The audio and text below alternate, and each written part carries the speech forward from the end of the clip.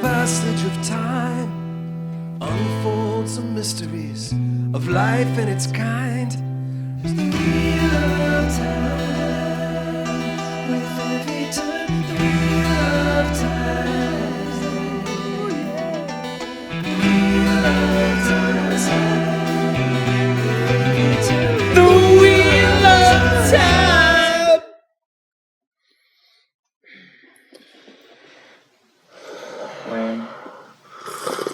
Hello, Nathan. Hey, Sal.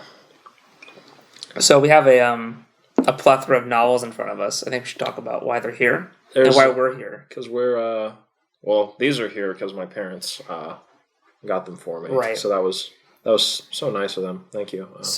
Mom and Dad. So, I'm 5 books into this series. I'm right here. Yeah. Yeah. I am. You're over here. I'm over here. I'm technically 11, technically 12. If you know. Yeah. There's duplicates. Yeah. It's just an illusion to hide the fact that we have drinks back here. Yeah. So, why are we reading the Wheel of Time? So why would you read the Wheel of Time? So is a better question. So my experience with Wheel of Time was I've been waiting, as most people have, not to bitch. Please, by all means, for the next Song of Ice and Fire book, and I was looking around and Googling, hey, what's a good series to read that's kind of up there with Song of Ice and Fire quality, and Wheel of Time. And you found a different list that has other things. I did after I started this series. Okay, right, yeah. But I was like, 14 books? Sure, that'll kill lots of time. 15 if you count this little puppy right here. And this little... This puppy right here. That no one does count. It's counted as book 0 on the wiki. It's really funny. Yeah, it does. As I can confirm, it really does nothing for the series. Yeah. But yeah, so I started reading it, and then you were actually reading Mistborn. By Brandon Sanderson, who wrote...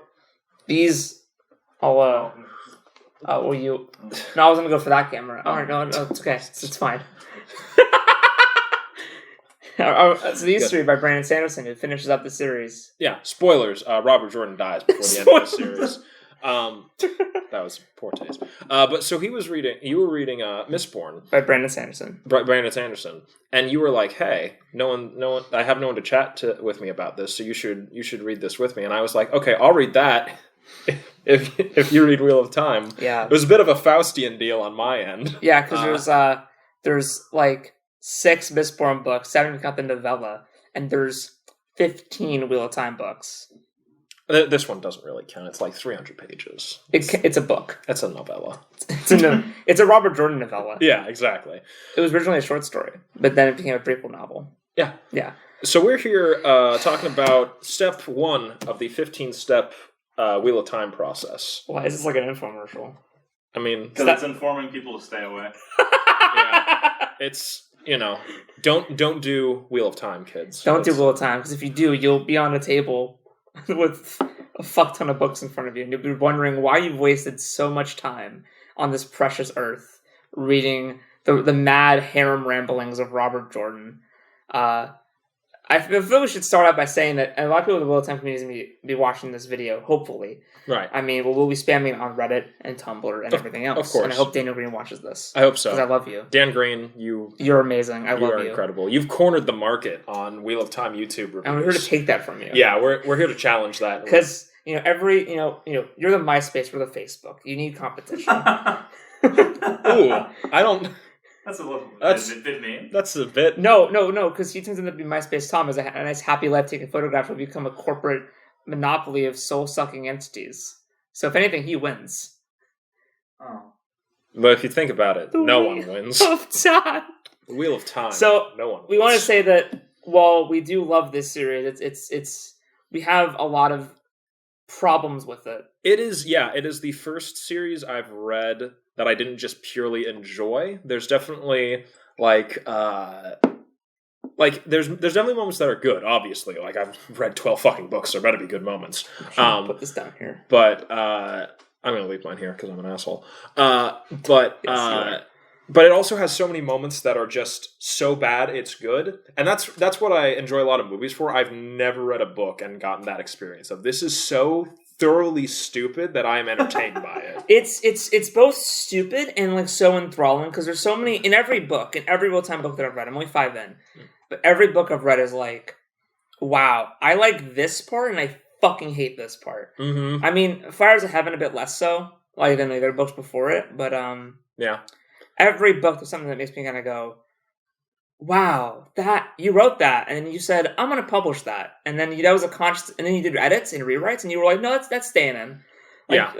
Like Knife of Dreams, again, also probably one of the least ones. Like, it has an egregiously long prologue, but there are parts of it that are actually fairly relevant. So sorry, nice. Yeah, thanks, man. No, yeah. So we're gonna start talking about the Eye of the World in this episode of our 15-part. What's the Eye of the World? You only find out about like. Yeah, this many in about like not that like pretty close to the end of the book, really. Yeah, we'll get to that. The Eye of the World is something that Brandon Sanderson does better in his book, Mistborn: A Well of Ascension. I'll just say that right now. Yeah, he's not wrong. So the Eye of the World starts out, and it's a prologue, which has become famous among the fantasy reading community. It's in the past. But for us, it's the future. Spoilers. Spoiler alert. Wheel of Time takes place on Earth. I know, crazy. I want to be able to have everybody who's watching this know that, like, you can read this. I mean, you can watch the video without reading Wheel of Time or try to explain this to you, and hopefully you can get something out of this and not have to read. The Wheel of Time! I really want to have an opening.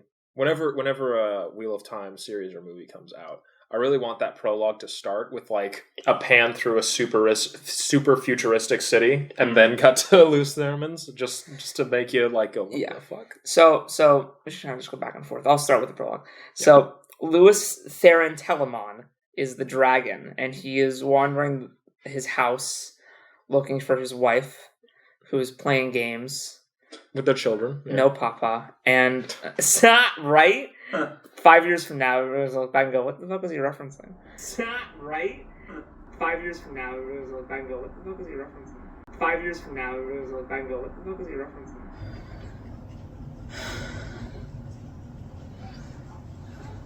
And a visitor comes, and he talks about having the voice for the singing or some shit, which is like kind of talked about throughout the series a little bit. It's really weird. I don't know. Mm-hmm. I think he was trying to do a thing. He might have been trying to do. And so the stranger comes and is all like, "Oh, we've fought 1,000 battles. We'll fight 1,000 more. And my name is Ellen Morin Tendronai, I think is his name." Sure about that? I mean, I know who he is. I don't know if he. No, he says his name is like. Oh, okay. Is hold on. Well, spoilers. He's lying. It's not his name. Ellen Morin Tendronai. Oh, yo, what the fuck? That was good. Fuck yeah. You retained that information. It's because I watch Winter's Dragon a lot. Ileana!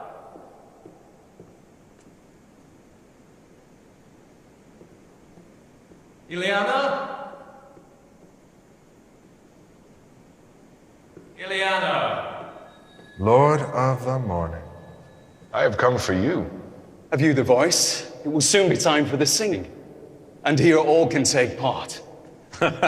My wife and her games. Satan take you, has the taint got you so deep in its grip? Once I was known as Elin Morin Tedronai. Betrayer of home. So men have named me, as they have named you, Dragon. But I'll make them kneel and... Ileana! I trust after this day they will call you something else. Ileana! Ileana! Children! Ileana! Ileana!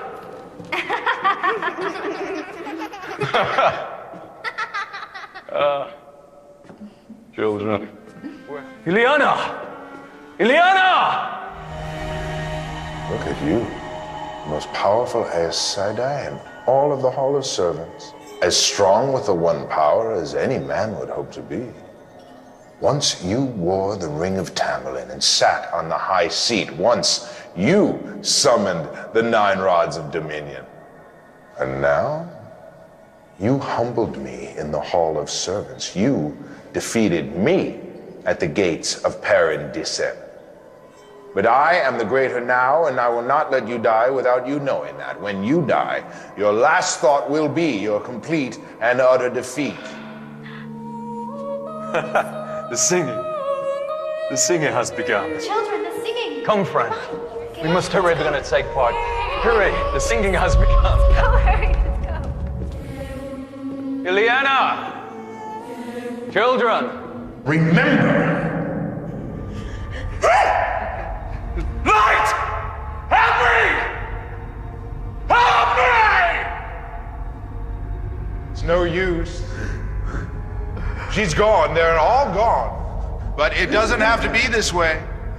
You can have her back. Shaitan, the great lord, can make her live again. If you serve him. If you serve me.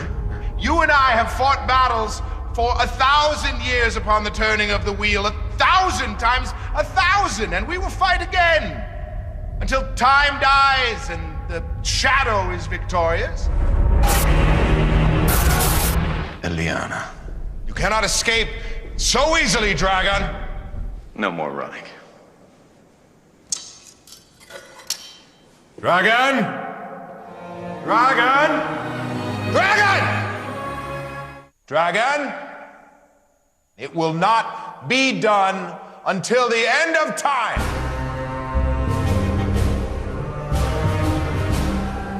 And the shadow fell upon the land. Watch Winter's Dragon. And I had a flash in my mind of just dumping this on your head. What are the 9 rods of Dominion? It's a Lord of the Rings reference. What are the 9? I don't know what that is. It's listen. Does it ever come back? That's pornographic material. We can't be talking about. Oh, you're right. I'm sorry. That's the Will Time porn parody. The 9 rods of Dominion. Yeah. I almost literally cut this out. The eye of the cup. No, it's fine. I was having that, meme picture of the little white chick on the couch surrounded by the black guy and just have a rod with each, The great the dragon reach around. Oh my god. The cock rising. The Lord of Cock. Right. Fires of Cock. The crown of Cock rising. The Cock rising. Wow. the path. He of did that cum on shots. purpose. Oh, yeah. It's so easy to swap in. Path of Dildos. King of creams. A crown of cum. Anyway, so the Wheel of Time prologue. The Wheel of Time prologue is really cool. I do like it a lot. It's very good. Basically just saying that, like, hey, there's this guy called the Dragon who was super cool. And now, because he's channeling and touched the dark side of Saidin or whatever the fuck, because Saidin, which is the male version of magic wielding, has been tainted by the Dark One. The Dark One, whose name cannot be said. It's Shaitan. It's Shaitan. Oh, shit. It's Balsamon. Oh, fuck. Is it Balsamon? No, that's We'll find out in episode 3. That's the safe word. Who's Beelzemon? Beelzemon. So Ellen Morantendronai is what we call a Forsaken. Now, a Forsaken are kind of like the Akatsuki, but really bad. Yeah. And so he's known by Ellen Morantendronai, Ishmael, Beelzemon, and he's Billy Zane. He's Billy Zane. Here's a picture of him. Yeah. Billy Zane. Billy Zane. That's the official casting for the Amazon series. If you don't believe me, the white-out footage of it. Oh, Where do we get that footage? Oh, that's kind of weird. So the prologue is basically saying, like, hey, listen, like, the dragon was a guy who was able to do magic, and he had a bunch of other people who could do magic. Yeah. And he was the bestest at he was the bestest at magic. He was so good. He was so good at magic. He was so fast at magic. Wicked smart. He was wicked smart. And but they tried to go fight the Dark One. Dark One tainted the male side of magic because everything has to be gendered, because you can't be transgender the whole time, or else you use both sides of magic and you're way too powerful. That's going to be in the Amazon show. That's going to be in the Amazon show. Yeah, you're right. Well, there's a part later. We'll get to it. Anyway, All right. And then since they tainted the male magic, now if you're a magic user and you're male, you will go crazy. Yeah. and the 100 companions, even though they've been saying the book is like 112, Yeah, that's all go crazy with the power and fucking or wrecking shop across the world. they break the world. They break the world. Which is pretty badass. Which they actually do break it because it goes from being like our world to being like Lord of the Rings. here's a map. That's Yeah. cool. Anyway, Yeah, it's like that. and so since they're all crazy, Louis Theron like sees the fact that his wife and child are dead, and he's like, "Oh my god, Ellen Morantender and I'm gonna kill you. How dare you kill my family?" He's like, "I didn't. You did." And then he's like, "No!" And then because basically like he wants to go and kill Louis Theron, but since he's crazy, he doesn't really know what's happening, so he heals him. And so we could see what's happening. Sorry, I was choking on Emotion. Yeah, so good. And so then so he then teleports somewhere, and then he uses so much magic. He magics so good he turns into a mountain. What? Well, no, he. What the fuck? No, He turns into a mountain. No, He's Dragon Mount. He turns into a mountain. That's the whole fucking plot. No, I thought he fucking blows himself up. He and turns it into a creates mountain. He turns into a mountain. No, he blows It's the himself. same thing. No. He turns into a mountain. Listen, a man cannot turn into a mountain. He blows himself up, and the wreckage of it creates a giant. Where there is no mountain. Where there was no mountain. Is it the mountain near Tarvalon or is it near Evansfield? I forget. Tarvalon. Okay. Hey, do you know what Tarvalon looks like? It's so pretty. Do you know the layout of Tarvalon? Which is okay. So there's All right, before I do this, so there's the male side of magic. Yes. Right, everybody. We got Siding. class, and then there's a female side. And because the male side was tainted, now whenever we cut 2,000 years or whatever the fuck, now only females are known as magic users, and the males are hunted down. And to be clear, the reason the male half is tainted is because Luce Theron was like, "Hey, we need to seal the Dark One away. Aes Sedai, you should help me. We'll do it together, and we'll just fuck Aes its Sedai face." are what you call Are the witches. Are witches, yeah. And the Aes Sedai are like, "Fuck that! That sounds insane. You do it yourself." And he's like, "All right, I will." So he seals the Dark One away, and the Dark One's like, "Hey, you touched me with your magic." And now it's all gross. Now it's all tainted and gross. Now it's all chunky. And Now it's all chunky. And so, so because of that, now we cut after the prologue to modern day, and it's in the story. And yeah, there's the Aes Sedai. They're basically the witches. They are in a castle, or in a place called the White Tower, in this place called Tarvalon, which is right next to where Louis Theron becomes a mountain. Yeah. Now, Josiah, be my assistant. What does Tarvalon look like? Could you? We have a book here. We should. Yeah, this is on his. So this is All right. okay. All right. Yeah. I'm looking for it. You should check the opening. It could tell you where the. Yeah, page that's is. what I'm doing. All right. There's so much. So are we still recording? All right, thank God. Okay. I'm gonna constantly just check that because I can't. I don't want to miss it. Is there a map? Maybe under Aes Sedai. Yeah, that's what.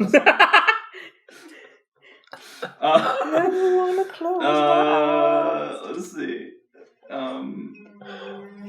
So while we're getting the actual visual representation, the way it's described is being like super fucking pretty. It was made by the Ogier, who are like the big friendly giant, but like all of them, and they're all just like wonderful and adorable. And until they try to like force you into marriage, and then they there's no trying it. They do. No, and they live in like Shanghai's or no, it's called Stedding. Stedding. They're Stedding Shanghai, yeah.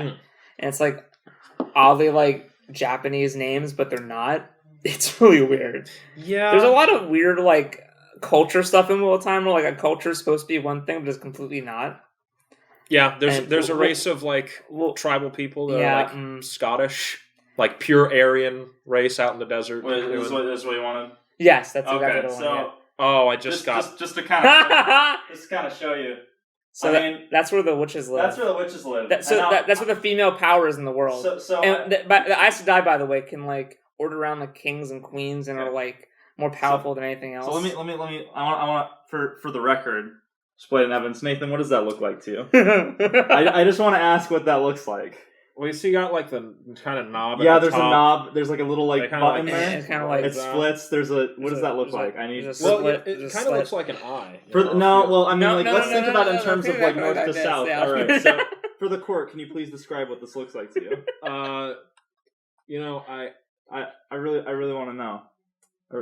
Okay, everyone, let's just just so I can show every camera. All right, what is that? All right, what is this? it kind of like see there's the little and it kind of splits, makes a little gash if you will. It's a fucking vagina.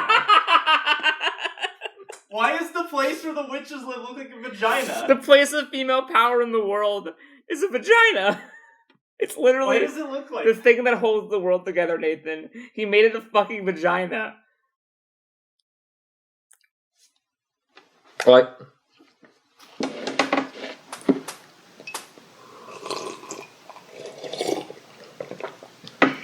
I mean, If you weren't going to a concert, I would have spilled it all over myself. This man went out for the day. he's not wrong. Anyway, So Nathan, tell us what happens after they cut 2,000 years into the future. so after the cut 2,000 years to the future, we follow. Thank you, monkey. We follow the adventures of young Rand al'Thor, who lives in Emmons Field. We're like Randall Thick, am I right, fellas?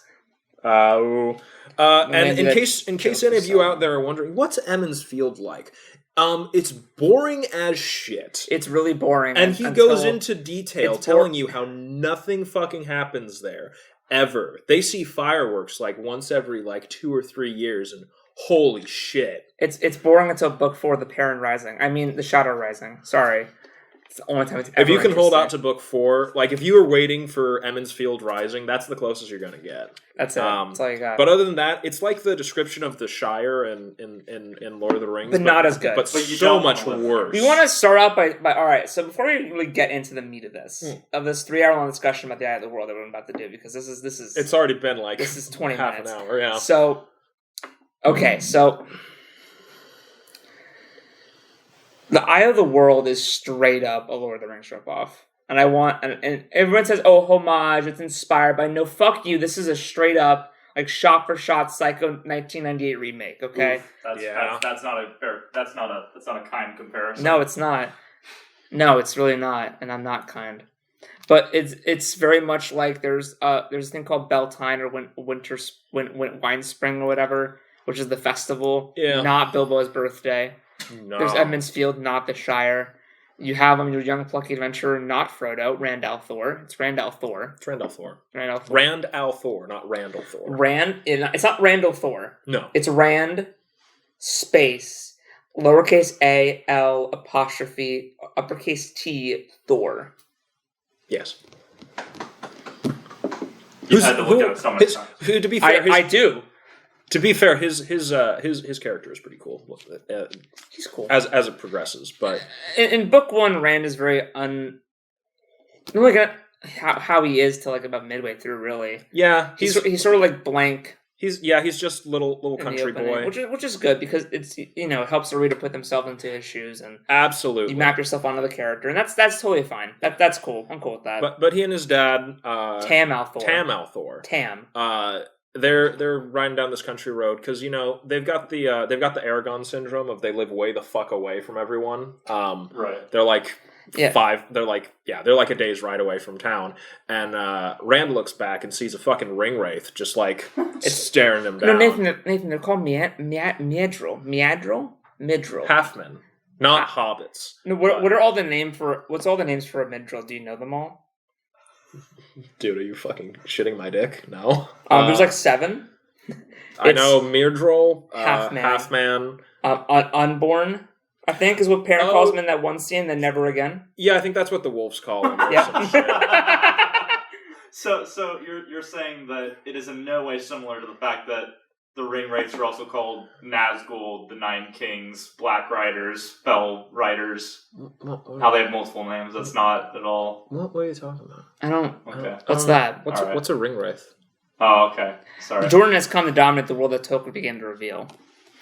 New York Times. New York Times says near. New York Times. New York Times. New York Times. Yeah. New York Times. New York. Every time I see it on the cover, I'm like, that is a lie. No. I mean, Jordan has come to dominate the world that Tolkien began to reveal is one of the most like. That's almost could be considered libel. Jordan has come to steal the world that Tolkien began to reveal.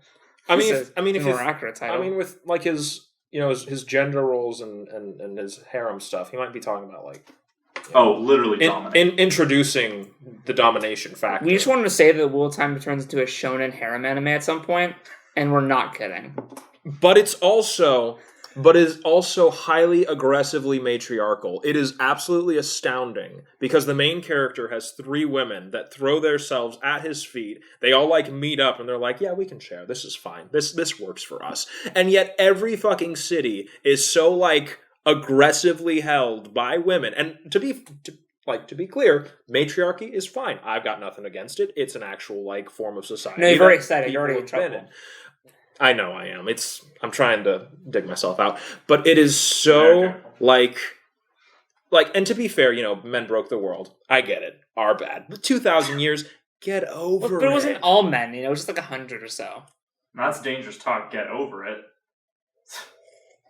Yeah, but not all men broke the world. Only some men.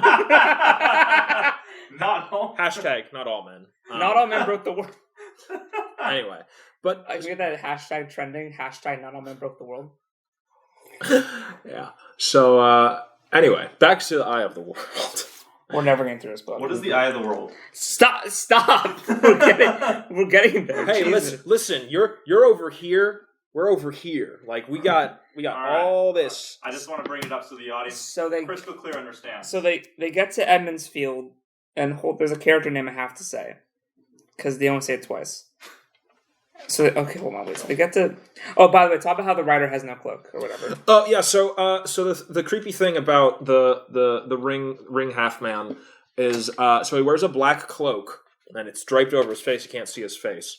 He's riding a horse, and his cloak doesn't move in the wind at all. They make it's completely still. It's a windy day as shit. He just looks like he's just sitting there. He looks back. He's like, "Hey, Dad, there's this fucker looking after us." Dad looks back. He's gone. How do you do that? That stops after a while, though. That does stop after a while. Stops pretty soon. Yeah. Like in book 1's a big deal that the half men's cloak doesn't move. And the half men themselves are real big deals. But then, they're not. Later on, it's like, oh man, there's like 40 half men leading this army. And it's like, well, there was. I can't remember this guy's fucking name. I'm trying to find it. I don't know who you're looking for. Congar? No, not him. Not Sen. Whatever. Okay, so basically, whatever. I can't find his fucking name, but like you can find in the summary. Hold on. Let's go to chapter 1 here. For those of you doing a read along, you should be just about done with the prologue by now, getting into the book proper while we're getting there. Okay, so it says characters by. Is it Wit? Is that his name?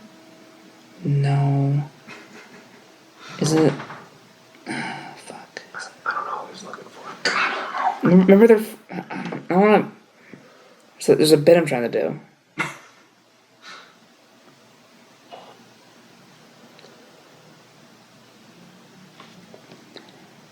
Where's the fucking bit? Where's the fucking phone? So in the world of the Wheel of Time, you're saying that women can just, basically... So some examples, and we'll get into it more specifically. There is a little place called Ebo Dar where women walk around wearing what they call marriage daggers, which are knives that they have on their necklaces, and they are there for the express purpose of murdering their husband if he gets out of line. And if they do this and someone decides to prosecute, and that's a big if in this town, the burden would be on the prosecution to prove that the husband did not deserve to get murdered. That's one place in Wheel of Time. That's one. So they get there and they go and Rand meets up with his friend Ewan Fingar. And when I first read this book, I was really set on the fact that our other main character, because he's hanging out with Rand and they're talking about stuff and they're doing things and they go in and there's something about what the fuck happens when they first get there, dude? What happens? It's It's like they talk to Bran Alvera, yeah, who. Oh God. Okay, he's, so he's there's an innkeeper, and then there's the trader dude comes in, Padden Fade. He's I fucking hate this so much. There's so many fucking characters. I don't know who the fuck's who. What? This book is so inconsequential to everything else that happens in the fucking series. God, they just talk about bullshit. There's a fucking gleeman in town who's just a fucking juggler with a colorful cloak. Oh, and we got a peddler coming into town too because we never have fucking trade from the outside world because we're Edmonds Field and no one cares about us because we're fucking out of nowhere. It's a point where in a later fucking book they talk about how like they're in a kingdom and then the queen's like, oh yeah, we own Edmonds Field, I guess, but no one's been there in 100 years. And I'm like, you haven't had fucking order there? You haven't sent one fucking troop? One fucking little platoon to say, hey, you guys cool still? Where's the will they not pay taxes? Who do they pay taxes to? They don't even know what fucking kingdom they're a part of. Oh, we're the Two Rivers people. We're brutish and we're bull-headed and da-da-da-da-da. What happens? Fuck! So it's, small town problems, am I right?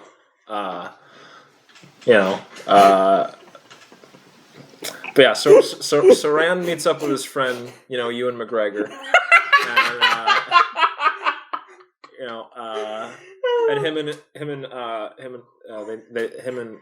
Ewan, they meet up with Matt, who's he's a Matt from Cawthorn is such a fucking interesting character.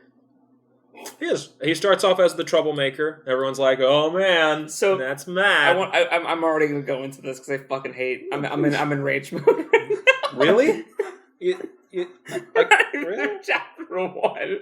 I'm already irate. So Matt from Cawthorn, his big character trait throughout the series is he's a gambler. He's always been a gambler. He loves gambling. Never once in this fucking book does he gamble or talk about it. His big thing is, I play pranks. That's his thing. And he never mentions gambling or dice or cards or any fucking thing. But his big thing is to the point where a character in book 3 says, ah yes, the gambler. And I'm like, you can't say that! It's not who he is. There's a part later on in the book where he fucking tricks a White Cloak who's basically just a Spanish Inquisition person. And his whole thing is he's a trickster, but I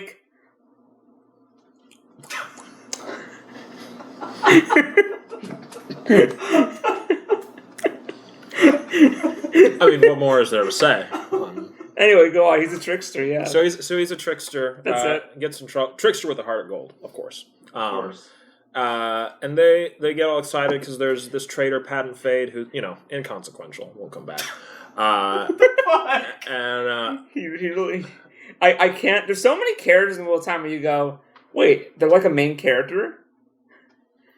So many people. So let's talk about. Should we talk about who's in Edmonds Field? Who are all the Edmonds Fielders? Can we? How about just the main characters? All right. Okay. Which ones? So, main or secondary? The ones that POV chapter characters. Okay. So we got Randall Thor, our protagonist. We got Matt Cawthon. Not POV till book 3 though. True. Perrin. My Perrin. Boy. Perrin's king. Perrin is husbando. He's the best. We got Egwene, who that for me, I don't know where you're at with her currently. I started off really not liking her, but her character arc, I will say, is really, really good. So in Edmonds Field, the women there's the village council, which is all about a bunch of men. Then there's the Wisdoms, who are a bunch of women. No, there's a women's circle. Yeah. And the main one's the Wisdom. Yeah. Which is Nynaeve Almir, who is 27 or something, and she has a braid. And if you're a woman in Edmonds Field and you have a braid, it means that you are of marriageable status. What? You never said this. To you? No. I've been waiting. So the braid's important? Yeah. Okay. Yeah, it means that you are a marriageable Edmonds Fielder. Yeah. Woman. Okay. And to be fair, it's not as soon as you put on a braid you're marriageable. It's as soon as you're a marriageable age you braid your hair. Yes. To be clear. So Rand gets to Edmonds Field and he sees Egwene Alvera, who is the daughter of the innkeeper, who's also the mayor. Yes. Okay. He wears a lot of hats. He's a good guy. Rand gets there, and the whole thing is like, they post about how Rand's gonna marry Egwene one day. And so he gets there, and she has a braid on. He's like, oh, fuck! That's hot. Oh, shit! I guess me and Egwene gonna... I don't think that's what they're going to... He bends it down, and It's possible. It's possible. I never...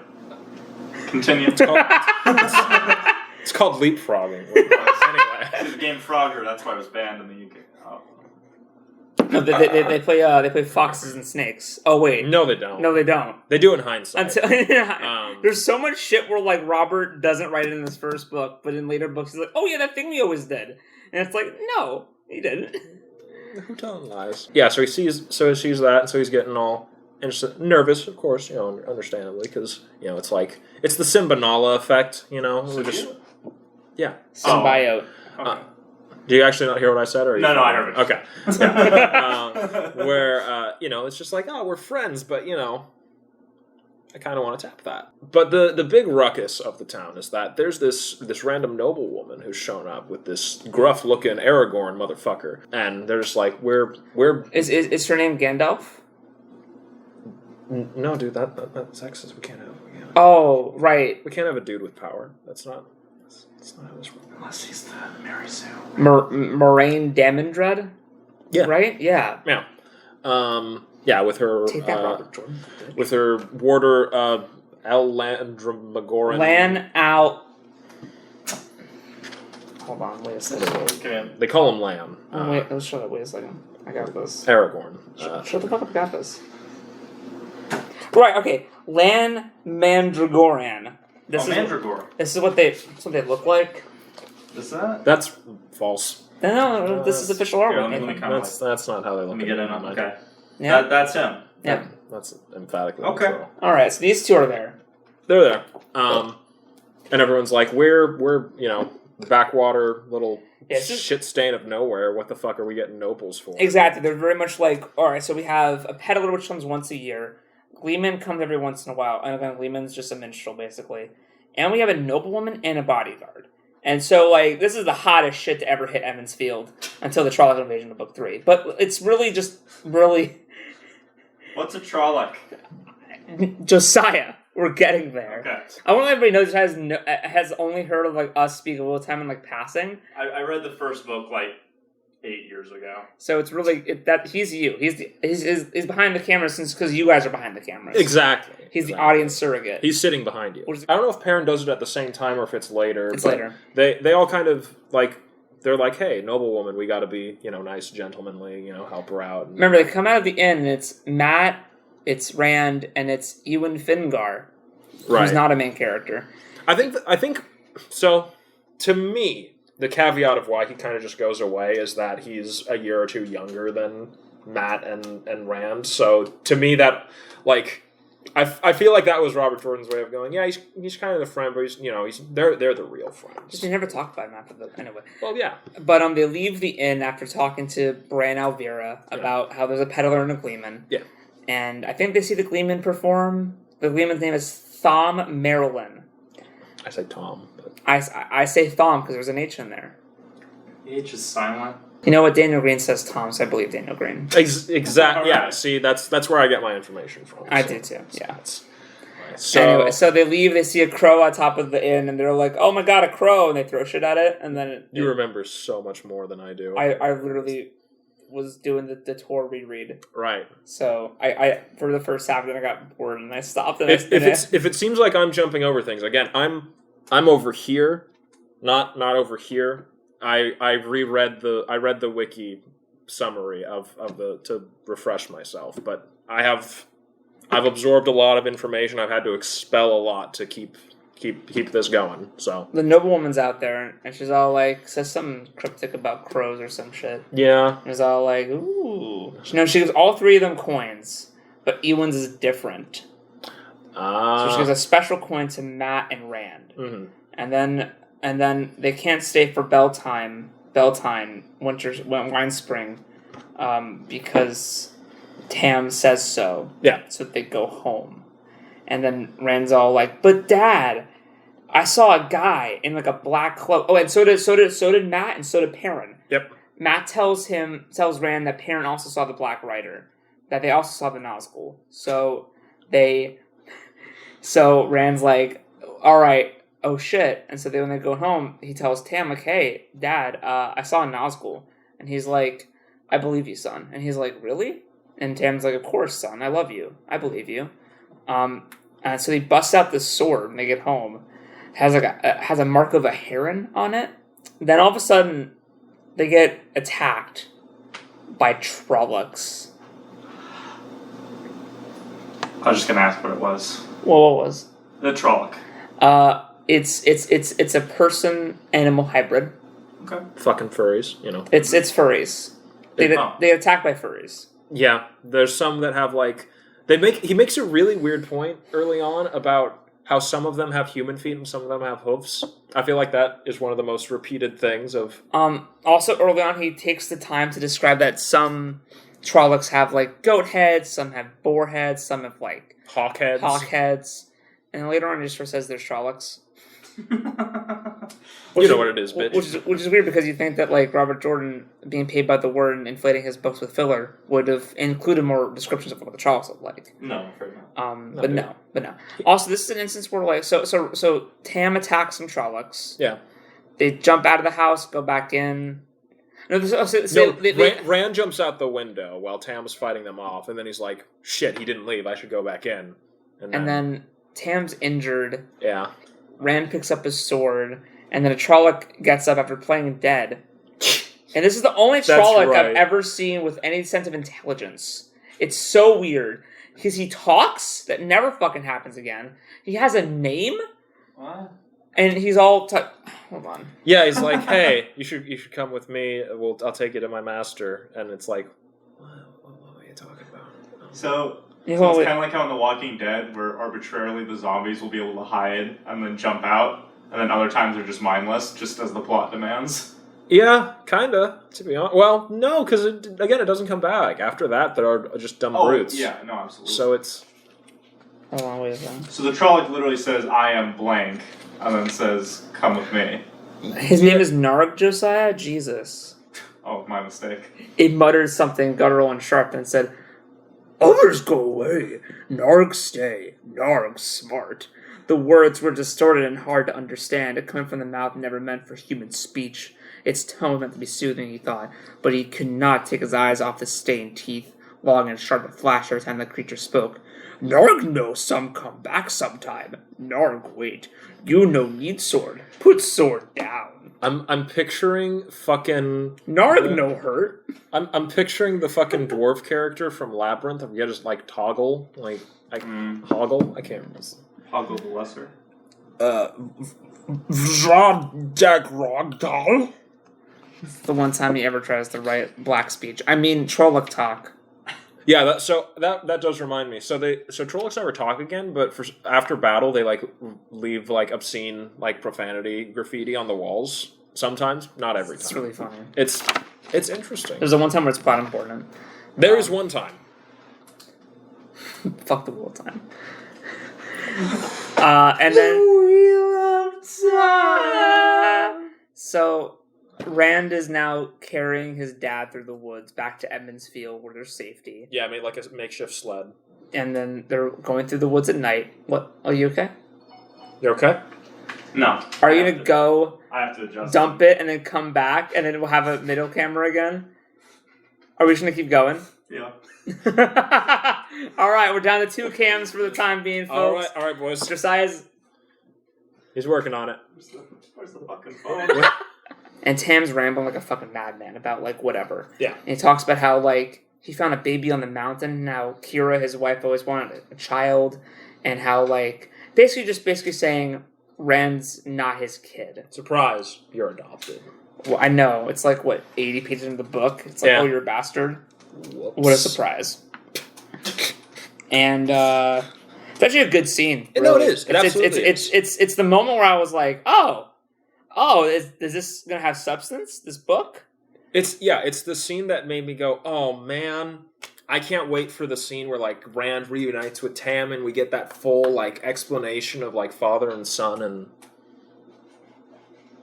It hasn't happened yet where I'm at. If that's, It hasn't happened yet. No. So they get on the way. A Nazgul almost senses them, almost like in that one scene for the Rings where he senses them, and then he walks away. Guess you remember that? No, that happens. Yeah. They go back to the Shire, and it's the Scouring of the Shire. Yeah. I mean, it's Edmund's feelings being attacked. Right. And they're lucky that they're alive because Trollocs are mean motherfuckers. They're lucky they're alive because the noblewoman and her bodyguard were there, and they killed a fuck ton. And Hela, and also apparently the Glee Man did as well. Yeah. Which is actually set up for something in the future. Mm-hmm. Anyway. It is actually pretty good. And then Tam's like, no, Lan is going through the Trolloc corpses and is saying stuff about how, like, oh yeah, this is from this tribe, and there's so many tribes, and then that never fucking comes back. Oh, really? That's where I am. Really? Or they at least reference how there's a bunch of fucking clans again. Wow. So. From, like... But I had forgot. It had been so long that I had forgotten that was first introduced over on this end of the spectrum. Yeah. Because this... Nothing. It's weird, but, like, yeah, so, like, basically, he brings Lan in, and he goes to the Wisdom, Nene Valvira, and he's like, hey, heal my dad. And she's like, nah, he dead. Like, he gonna die. Like, Definitely dead as hell. He gonna fucking die. And so he's like, oh, fuck you! And he goes and finds Moraine, because Nene tells him that Moraine is an Aes Sedai. What's a nice... Oh, sorry. It's a witch. Yeah. We had a whole, like, 5 minutes where I talked about this. I'm fucking with you. I hate you. It's also... So I guess we're meant to assume that Edmund's Field is so fucking backwater and just off the map that they can't readily identify an Aes Sedai, because fucking everywhere else you everywhere. can. So the thing about Aes Sedai is that, like, they're literally, like, they after being Aes Sedai for a long enough time, after having so much contact with the power, their faces become, like, ageless. Yeah, it's really interesting. So, like, there's even a point where somebody in a later book loses the one power ability and loses their Aes Sedai look, and no one can recognize her. Yeah. Like, it's literally, like, a huge plot point that no one can recognize her because she's been what they call stilled. Yeah. Which is taken away. And that can happen. You just take away someone's magic. You have enough people just to do it. It just can happen. You just take it away. 13, you know. 13. Unlucky 13. number. But also the number of the Forsaken. 13. But it's actually, is it 15? Because those... Let me if you want to get technical about it. Alright, okay, yeah, I'm sorry. There's enough of the Forsaken to do that. There is enough. If they could stay alive for, like... It's so... It's so great. It's so good. It's so fucking funny. Later, so... He is my father. Beginning with Eye of the World, the Forsaken, the most devout of the Darkborn servants, the most, like, powerful fuck you, ultimate magic users are let loose upon the world and all that, and they just get fucking jobbed in, like, every book. And eventually it comes to the point where in one of the books, I think it's Fires of Heaven, might be Lords of Chaos, where there's a scene with most of them gathered together. It's the opening of Fires of Heaven. Yeah, where they're just like, hey, listen, this is some bullshit, okay? We need to stop fucking dropping like flies. Like, I don't know how this kid's fucking doing it. We need to stop this shit. And they don't, but it was a good scene. It was nice that they acknowledged that they're fucking failing miserably at their jobs. But anyway. So there's also this weird thing where, like, in Edmund's Field, like, everyone's, like, really wary of Aes Sedai, and thinking that, like, if you give a gift from an Aes Sedai, it's, like, gonna come back and haunt you and, like, stab you in the back. Yeah, it's Faustian deals, which it's really weird. It hasn't really come into play, to like, be honest. I mean, yeah. I guess you could say, like, people are always wary of Aes Sedai more than the fact that they can fucking, like, shoot lightning out of their hands, and less than the fact that they're they can only do it tricksy. self-defense. No, and, like, but it's probably just, it's honestly probably just Edmund's Field weirdness that they don't trust them that much. But, like, yeah, it's like an Aes Sedai, like, you can't trust them. They'll stab you in the back. They'll do all this stuff to you. But, like, I mean, I don't know, not really. They kind of Don't get me wrong. There's definitely some sticks up in the White Tower, the Aes Sedai organization, but hashtag not all Aes Sedai. Not all Aes Sedai, yeah. It's very bizarre. It is. And so, like, even to when Rand is told that Moiraine's an Aes Sedai, he's like, no, she can't be. She's so nice. Yeah. Like, he's so like, oh my god. No. Yeah, that's... Do you want to get to where I'm in your book so we can, like... So we can coordinate? I've been flipping. There's so many things that... Guys, look at all the fucking books we've read. This is, like, not even cool. Yeah.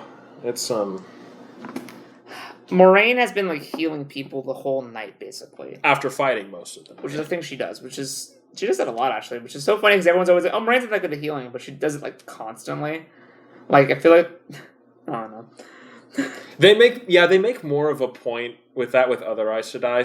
So from my approximation, it sounds like Moiraine is kind of like middle of the spectrum with healing, whereas there are like other sisters where it's like you're not even allowed to do it. You fucking suck. And the other ones that's like that's my specialty. I spect healing. So. It's really, and she has this cool staff that she uses to like heal. Oh yeah, yeah, right. She has a fucking staff in the first book. And she can like set it on fire and shit. Yeah, and all kinds of neat. Because after she heals like Tam and stuff, like all the Emmons Fielders, like get the fuck out of Emmons Field, you bitch! It's all your fault that you did that. You're nice to die. You're gonna stab us in the back. And oh no, the dragon's fang is drawn on Bran Alvira's. So the dragon's fang. Do you want to know what that is? Josiah, ask me what the dragon's fang is. What's the dragon's fang? Okay, so it's the symbol for the male version of the one power, right? And what does the whole symbol look like? Josiah, do you want to ask me that? What is the whole? It's the yin and yang. So literally, the dragon's fang is one of the parts of the yin and yang. So it's just like a little like. So it's the yin. It's the yin to the yang. Do you get it? Literally, no. Yeah. So a dragon's fang is drawn on his door. So it's the fang and fang. It's the thing and the fang. Fang and fang. It's a fang and fang. It's fang over fang. It's fang over fang. Hey, do you know something's cool jutsu? Yeah, I know fang over fang. Anything else? Fang over fang over fang. Anything else? Beast fang over fang. Beast fang over fang. It fucks my shit in the video games. It's a great move. Anyway. So everyone's like, hey, get the fuck out of here. She's all like... She goes in this, like... Oh, I gotta back up a little bit, too. So there's two speeches in Emmons Field that I hate. The first one is when Thom Merrilin, the Gleeman, is talking about, like, all this, like... He's telling all these stories about Mosk and Merc and how they shot fiery missiles, fiery arrows at each other from across the world and all this other stuff. Basically, Thom is telling real-world stories misinterpreted over 2,000 years. And Moscow is Mosk, and Merc is America, and the fiery arrows are ICBMs. I don't even remember that. That's Let me. wow. Well, it says in the bathroom. I'm gonna pull this up. Wow, that's bad. What? The Gleeman is talking about the Cold War. What? Yeah. Wait. Oh yeah, no. He's telling a story about how Moscow and Merc shot fire arrows at each other from across the world, and it's just Moscow and America, and they're throwing ICBMs.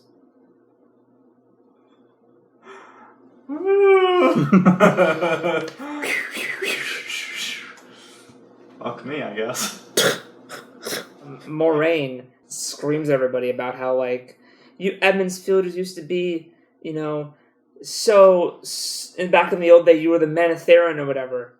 I can't see the name in front of me, so I don't know. No, it's Menetherin. It's Menetherin, yeah. Yeah. You used to be the Menetherin, and you used to be so strong and powerful, and you used to hold back nations, and you fought in the Trolloc Wars, and the whatever, blah, blah, blah, and she just kind of goes off at them. They used to be such great people, and she uses her staff to shoot fireworks and stuff, and then she leaves. Oh, and that ties into how they've never seen fireworks every, 2 years or whatever. Yeah. People who make fireworks are called illuminators. Spoilers. It's a whole tradition. Yeah. I mean, profession. It's also a tradition. Yeah. No, I wasn't wrong. You weren't wrong. I wasn't wrong. It's true. So they leave, and they're being chased. So okay. Oh, God, I'm sorry. I'm so scatterbrained right now.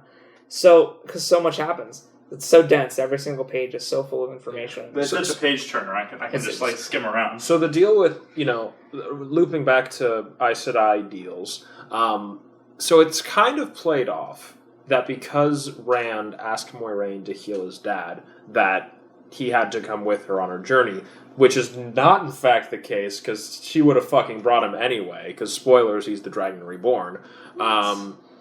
But so him, Matt, and Perrin, you know, the motherfuckers that got special coins from her, all come along because they're like, hey, there's half-men after you. We gotta... Oh yeah, Perrin gets a coin too, but separate from Matt and Rand. It's really weird. How Perrin's like not really around for... It's like mainly Matt and Rand. Yeah, he shows up later and then he's like, oh, Perrin, our other good friend.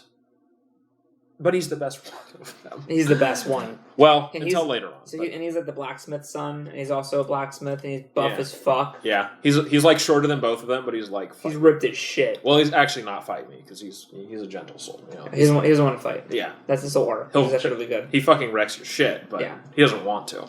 There's a great scene in the World where Matt says, I like battles. There's another great scene later where Perrin says, wolves! And that's supposed to be set up for later stuff. So...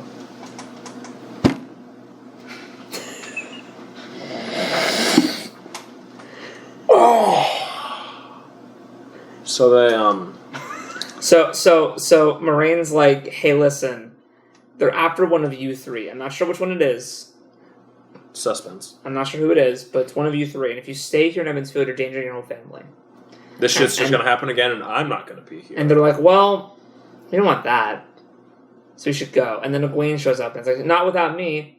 And then like, okay, well, we'll just steal Thom Merrilin's horse. And he's like, not without me. And then... Lan, Moraine, Rand, Matt, Perrin, Thom, and Egwene all leave Edmondsfield in the cover of night, and then they're walking, they're running around. And oh, by the way, can I just say that when I first read this book, Thom Merrilin to me, it was like in my head like 43, and like just really just like grumpy with everything, and like not like down with anything. But he's actually like a 60-something-year-old like spindly crazy man. Yeah, see, I was picturing like a mixture of like Patrick Stewart and the dude from the Hunchback of Notre Dame, who keeps getting freed from prison and then falling into other prisons. It was kind of like that one joke of the guy running saying I'm free, and then he lands his mustache. It's like, I'm free, I'm free. Dang it. I always imagine it as like Ethan Hunt. I mean, I don't think either of ours were really accurate, but the Mission Impossible guy? No, Ethan Hawke, sorry. Oh, okay. That's... See, my mind... When you said Ethan, I was thinking Ethan Hawke. Yeah, Ethan Hawke. I always imagined Ethan Hawke, but like it's actually like more like some like crazy old man. Did they ever mention his mustache in the first book? It's a big deal that he has a mustache. Think probably because it causes a character later on to be like, it's dumb. We'll get there. Book whatever the fuck. Are you my daddy?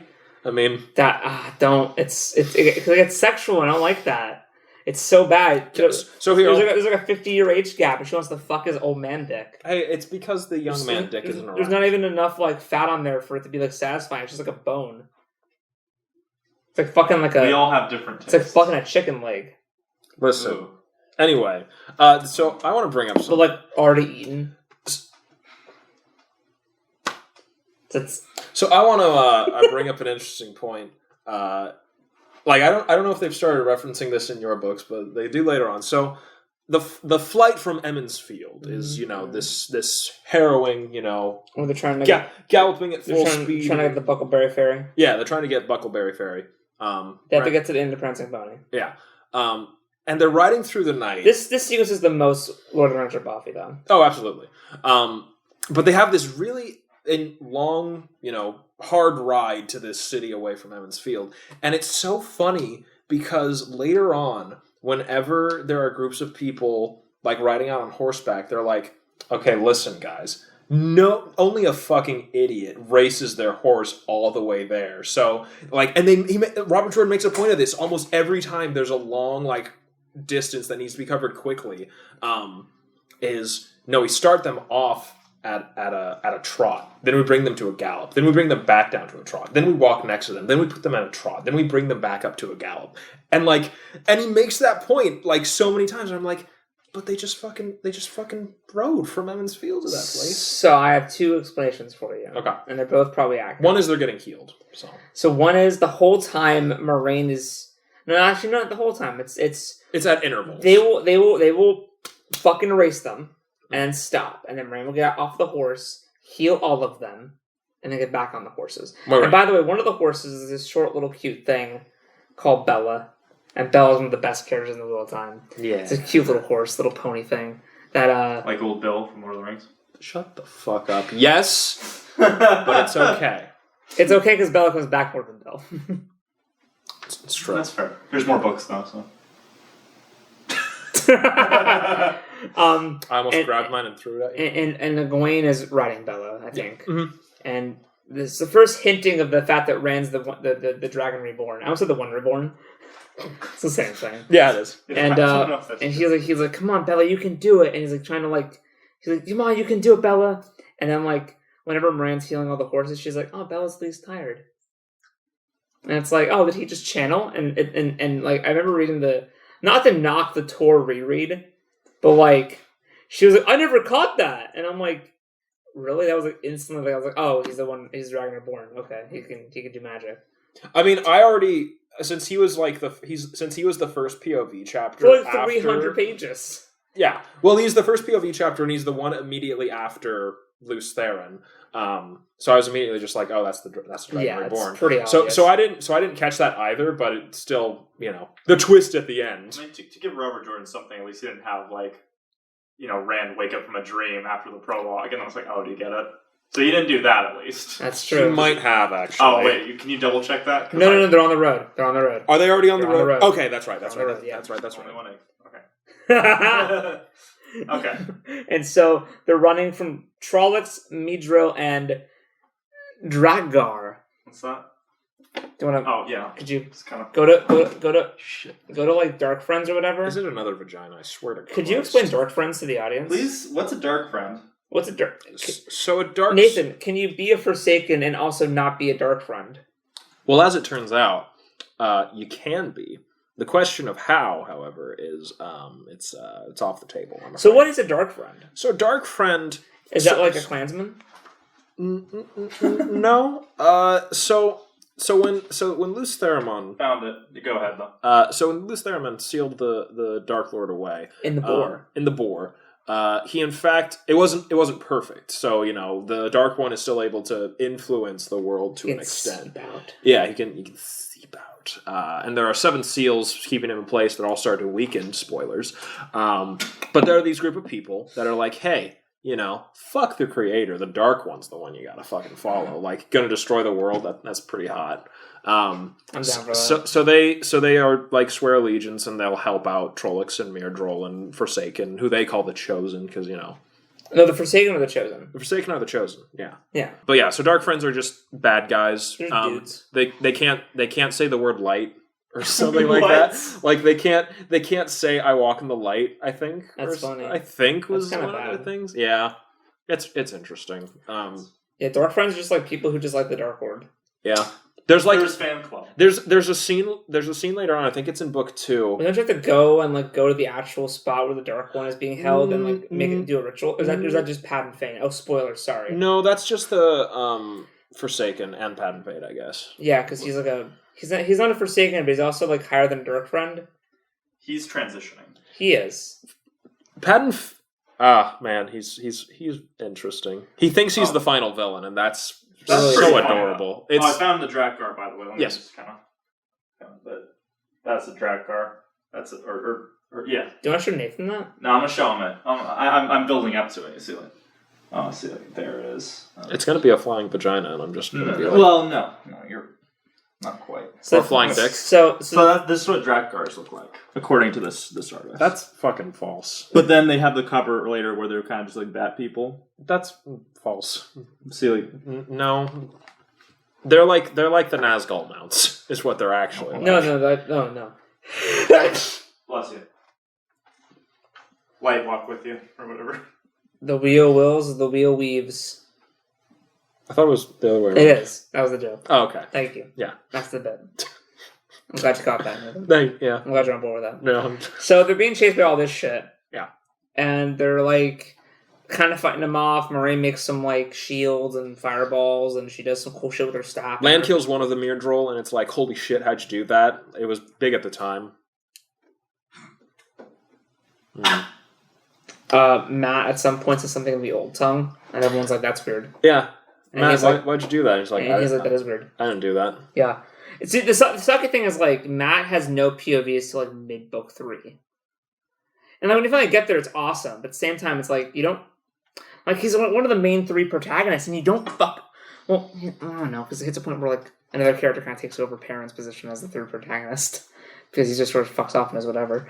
Yeah, and then Matt kind of takes over. Like I've said, later on, so I'd say Perrin's storyline starts off really fucking good. The best of the trio. And just... Towards the middle, it gets kind of leached away and given to Matt. It's sad. It's very sad. But I'm glad that I was able to start like really liking Matt, because I'm on the fence about Matt for a very long time. Yeah. So yeah, Matt can talk in the old tongue or whatever, and it's weird. And they fight off the Trollocs and whatever, and they eventually get to Barillon, which is everyone's like, all the atmospherics are like, this city's so fucking big, and it's like, oh. Just do it. Which is great, because even the other characters around them are like, this isn't that big. They're like, what? Yeah, it's like huge. a logging town. Like, it's nothing. Yeah, it's not that cool. They're like wooden gates. Wait, but to get there, they have to cross Buckleberry Ferry. They do. They go to the ferry, and so before they leave, Tam gives Rand his Heron Blade sword. Yes. To which Lan says, that's the sword of a blade master. Even though Tam got fucking memed by Trollocs, so I'm guessing the story of him just buying it on the market was actually true. Whereas I always assumed it was like a falsehood, and Tam was actually like a sword master, and we were going to get that. So in book 3, he does kick some ass. He does kick some ass. Well, because that's when it's firmly established that everyone in Two Rivers is fucking great with a bow. We're gonna get into that show where apparently everybody in the Two Rivers and Edmund's Field is like fucking OP with bows. It's like Legolas fucked Legolas, and they just made more Legolas and there's a village of them. Yeah. And then Perrin steals an axe from his dad. Yeah. And then Matt... Did you steal it from his dad or from the guy he's apprenticing with? I think it's the guy he's apprenticing with, yeah. Okay, yeah. Matt I think he just gets a stick, a quarterstaff. No, not even that. I think he just gets a bow. Oh, okay. He's the one with the big ass bow, remember? I thought that was Perrin who had the big. No, it was Matt, and then he gives it, and then Rand has it for some reason, and then he keeps it. Oh, that's right. Because Matt later on, we'll get to there pretty soon actually. Why Matt's all crazy. Yeah. But and so then they go to the ferry. And at the ferry, they have to act all gruff because ferry people are really mean. Those dirty Jews, the dirty ferrymen, steal your money. And What did you say? Oh I made a terrible mistake. Oh my god. No, that's staying. That's good. I'm sorry. That's the stereotype they're propagating. You need to put that right next to the one where you're talking about matriarchy, and then it'll go over real well. Yeah, absolutely. So they're at the ferry, and be all mean, and they cross the ferry after giving them some money. And the whole time, like, Lan and Rand and Perrin are all, like, showing off their blades and shit. Like, we're scary. And they cross the ferry, and then Moraine destroys the ferry, and is like... Yeah, I can't really know that we're being followed. And she makes a big fog thing, and they escape through that as Drakgar flying above. And apparently, the Drakgar is so stupid. Until later when they're really kind of creepy, and then they're not. They get a real fucking creepy scene, and then you're like, they have one scene where I'm like, whoa! I didn't know it was the same fucking monster until like I looked it up. It's so funny. I'm sure you pictured it differently. Yes. But you know how I pictured that scene? What? I pictured the fucking scene in Jurassic Park 3 where they're going through the birdcage and then like the pterodactyl starts like walking up along the bridge. And I'm like, Jesus Christ! Yeah. That's how I picture that scene that we're not talking about now. So, pin in that. So in Barillon they meet Min. That's where they meet? Oh, yeah! The waifu. Min best girl. Min is best girl. She has visions. She has, the most interesting, one of the most interesting abilities. So it's not magic. It's not tied into the one power, but she, like, there's certain people that she can see their fate, their destiny, like but it's an aura pops over their head. Yeah. Like a thought bubble. And she can see their destiny and shit. She can't always interpret it, because it's just weird symbols and shit, but every now and then it's like, hey, It means you're going to die horrifically. Hey, that means glory's coming your way. Stuff like that. And she knows that she's going to get it with Rand eventually. It's her, Rand, and 2 other figures. It's so funny. She's we're building up to the fact that at some point Rand's going to get a harem. It's so funny because she finds out that she's going to fall in love with Rand. She just has no choice, and that she's going to have to share him with 2 other women. So it's in no way. It's Terran Fairy. Terran Fairy. This is completely organic to the plot, and it is not shoehorned by fate, aka the author. No, dude. Yeah, I love it. It's like, oh, there's a harem, but it's odd because of fate. Tabarin. We're not there yet. Stop. And then also they meet, I didn't know this, they meet Dane Bornhold, the White Cloak. They meet Dane there. Oh, yeah! So let's talk about White Cloaks. Do I talk about White Cloaks? I've been talking for a little while. Can you talk about White Cloaks? Yeah, so White Cloaks are the Spanish Inquisition. You'll never expect the White Cloaks, am I right? No. It's interesting. They're very, so they walk in the light. That's their big shtick. They're all about pursuing the most just court. The most. They're lawful good. Yeah, they're super mega. No. They're chaotic good. Yeah, I think to an extent. Yeah. But they also hate Aes Sedai. They're like, no, they're all dark friends. It's all bullshit. So they're like, what? Introduction to the White Cloak is also introduction to the fact that like everybody's a fucking White Cloak. No, everybody's a dark friend. Sorry. Yeah. Everybody is like you always. Everybody's calls everybody as a dark friend, and everyone just believes you. There's no trial. Everyone's like, oh, dark friend. Oh my god, it's a dark friend. It's Dragon's fan on his door. Fucking, he's a dark friend. There's a Dragon's fan on your door. You're a dark friend. Okay. The White Cloaks. Matt plays a prank on him. There's some holes in their logic. There's some limitations to how they enforce what's right. Don't say. They're virtuous good. Everyone's a dark friend. But also they have like torturers. I'm sorry, questioners. Yeah, they put to the question. To the question. Yeah, you have to confirm that they're a dark friend. Question. Which means they're gonna torture you until you confess you're a dark friend. They also find some like peddler. Not peddler. They find some beggar in the town. And it looks kind of familiar. It's really weird. Yeah, smells like shit. Yeah. Also, this is when they start experiencing the dreams of Baal-Zaman. Who's that? Baal-Zaman is the Dark One. Mm-hmm. Wait, that guy who sealed away? Yeah. Well, why is he out? You'll find out in book 3. Yeah. I don't accept that. Satan is just reaching out to these 3 little boys. Shaitan. That's what I said. Satan. Satine. But, he fell over. You killed him. Satan. Yeah, so he's coming for these 3 little boys again, because you don't know which one he's after. But you only get Rand's POV, so you see his dreams. Yeah, but then when he wakes up, he talks to Matt and Per, and they're like, I had the exact same fucking dream. Matt doesn't want to believe it. Yeah, Matt's like, it's a dream. Dog. Also, while they're in Baelaron, the Village Wisdom, Nynaeve Almira comes around and is all like, where the fuck have you been? No, I'm sorry. Where have you been? Yeah, it's fucking like jump scare of, oh shit, she was following us the whole time. Oh my god. And because, even though it almost never makes it past this book, Nynaeve is an excellent tracker. Do you remember that? Oh, I remember that. Yeah. That's the entirety of the reason that Lan falls in love with her. Yeah. When is it mentioned after book 1? Maybe like in one scene in book 2? Every now and then when she's like writing, she'll be like, someone rode there. Like that's... Which is so dumb because Nynaeve's whole character is, I'm the wisdom, I heal people with herbs, and I'm really, really smart and a bitch. But also, she's a really good tracker. Really good Apparently. It's dumb. It's not good. It's not great. She's also her main, I believe, I could be wrong, I believe one of her main reasons for coming is not the fact that these 3 little boys have been kidnapped, it's the fact that Egwene, her apprentice, went with them. Oh, that's right, because Egwene is actually training to become a wisdom herself. Yeah. But Egwene's like, hey, I want to be an Aes Sedai. That sounds cool as shit. Moraine's like, you might be able to. And then Nynaeve's like, the fuck you will be. You're going to be wisdom. Yeah, so she wants to take them all back, but she doesn't. I don't know why she doesn't just take them all back right away. I forget why. Because she'd have to drag them away from Moiraine and Lan. Yeah. So she just goes with them to make sure that they're safe. She has to protect the Emmons Fielders.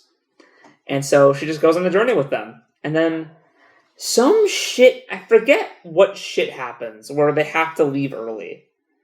I think it's that Trollocs are starting to surround the city. Is it that? Let me... Yeah, they're like coming from 3 different directions. Hold on, wait a sec. I gotta...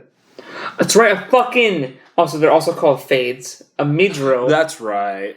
shows up in the fucking inn and, like, traps Rand in, like, a fucking gaze. Mm-hmm. And, like, then thank God Lan comes in and is like, yo, fuck off, or whatever. I think that's how it happens. Yeah, that's probably accurate. Oh, yeah, Tom's motivation. I assume he's gone over it at this point. But he's kind of like, hey, listen, I'm coming with you guys because you can't fucking trust Aes Sedai. I had a nephew that he could channel, and I entrusted him to Aes Sedai, and they gentled him immediately, because that's what they do. Gentled is the same as stilling. They cut off your ability to do magic. Problem is, if you're a magic user and you cut off your ability to use magic, you kind of become miserable and lose the will to live and want to kill yourself. And that's what people don't... You can cut off your own ability to use magic? No, I'm afraid not. Oh, I thought that's what you said. No, that's... If someone else cuts off your ability. Yeah. I mean, you can burn yourself out with equally bad results. But the problem is, for dudes can channel. Everyone wants to fucking kill them because they're like, hey, you're going to go crazy. Even after they've lost their ability to use magic. So... That makes sense. So he's like, yeah, so they fucked my nephew over. I'm watching over you guys to make sure that doesn't happen again, because fuck Aes Sedai. Yeah, that's why Thom's there. Yeah. Yeah. So then the White Cloaks are all like, hey, what are you doing? And they try to leave. And she blocks it with magic, like his sword or whatever. And he's all like, Aes Sedai, oh shit. And then like she starts to like do a thing she never does ever again, where she like towers really high up into the sky and is all like, her voice comes from different directions and shit. Oh, yeah. And she's using like OP magic that never fucking ever happens again. Maybe? I think some stuff like that happens later on. But like, yeah, so they leave and then the inn they were staying at like, is on fire or whatever. Yeah. For some reason, I forget. And they leave Valoron and Dane Borhold is like, you fucks, I'm gonna get after them. That's important. That's actually like a books spanning arc. Yeah, that's the Ahab creation there. I think they now go to Shadar Logath. Yeah, because they're getting there's multiple Trolloc armies closing in on them, and they're like, okay, we got to go to the fucking worst place in the world to scare away these these other bad things. So we're gonna go to Shadar Logath. Shadar Logath is a bunch of people who said, "What if we fight evil with even eviler evil?" And it worked. And then they all killed themselves. Yeah. Which, I mean, you know. The hindsight hubris of Shadar Logath is fucking astounding. So it's so evil there that Trollocs are like... Yeah. So the thing maybe about, not go in there. So the thing about Trollocs and Halfmen is Halfmen are able to... Nazgul. Yeah, Nazguls. They're able to manipulate Trollocs to like go places because Trollocs are kind of just mindless. Like, okay, so you probably said earlier, but does the Dark One himself make Trollocs, or are they just like? No, they are a creation of one of the Forsaken. Actually. Oh, okay, so he are they really? He created the whole race then. Raven. Oh, really? I think. Oh, I could be wrong. Okay. Or Damage Red. I can't remember. But yeah, but one of the Forsaken, that was more the scholar than the combatant. But yeah, so they're that. Halfmen are half Trolloc, half human, I believe. But But Trollocs are already half beast, half man. Yeah. Oh, what's happening? But they're able to manipulate Trollocs to go places. But Shadar Logath is so fucked that even Myrdal don't want to go in there.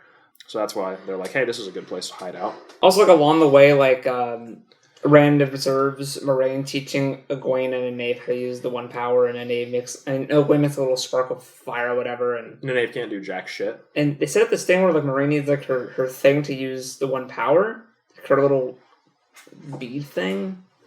It's her weird. It's like her focus point. It's that's right. Yeah, she focuses on it to calm herself. Yeah. Go on. Sorry. What's happening? It's because those.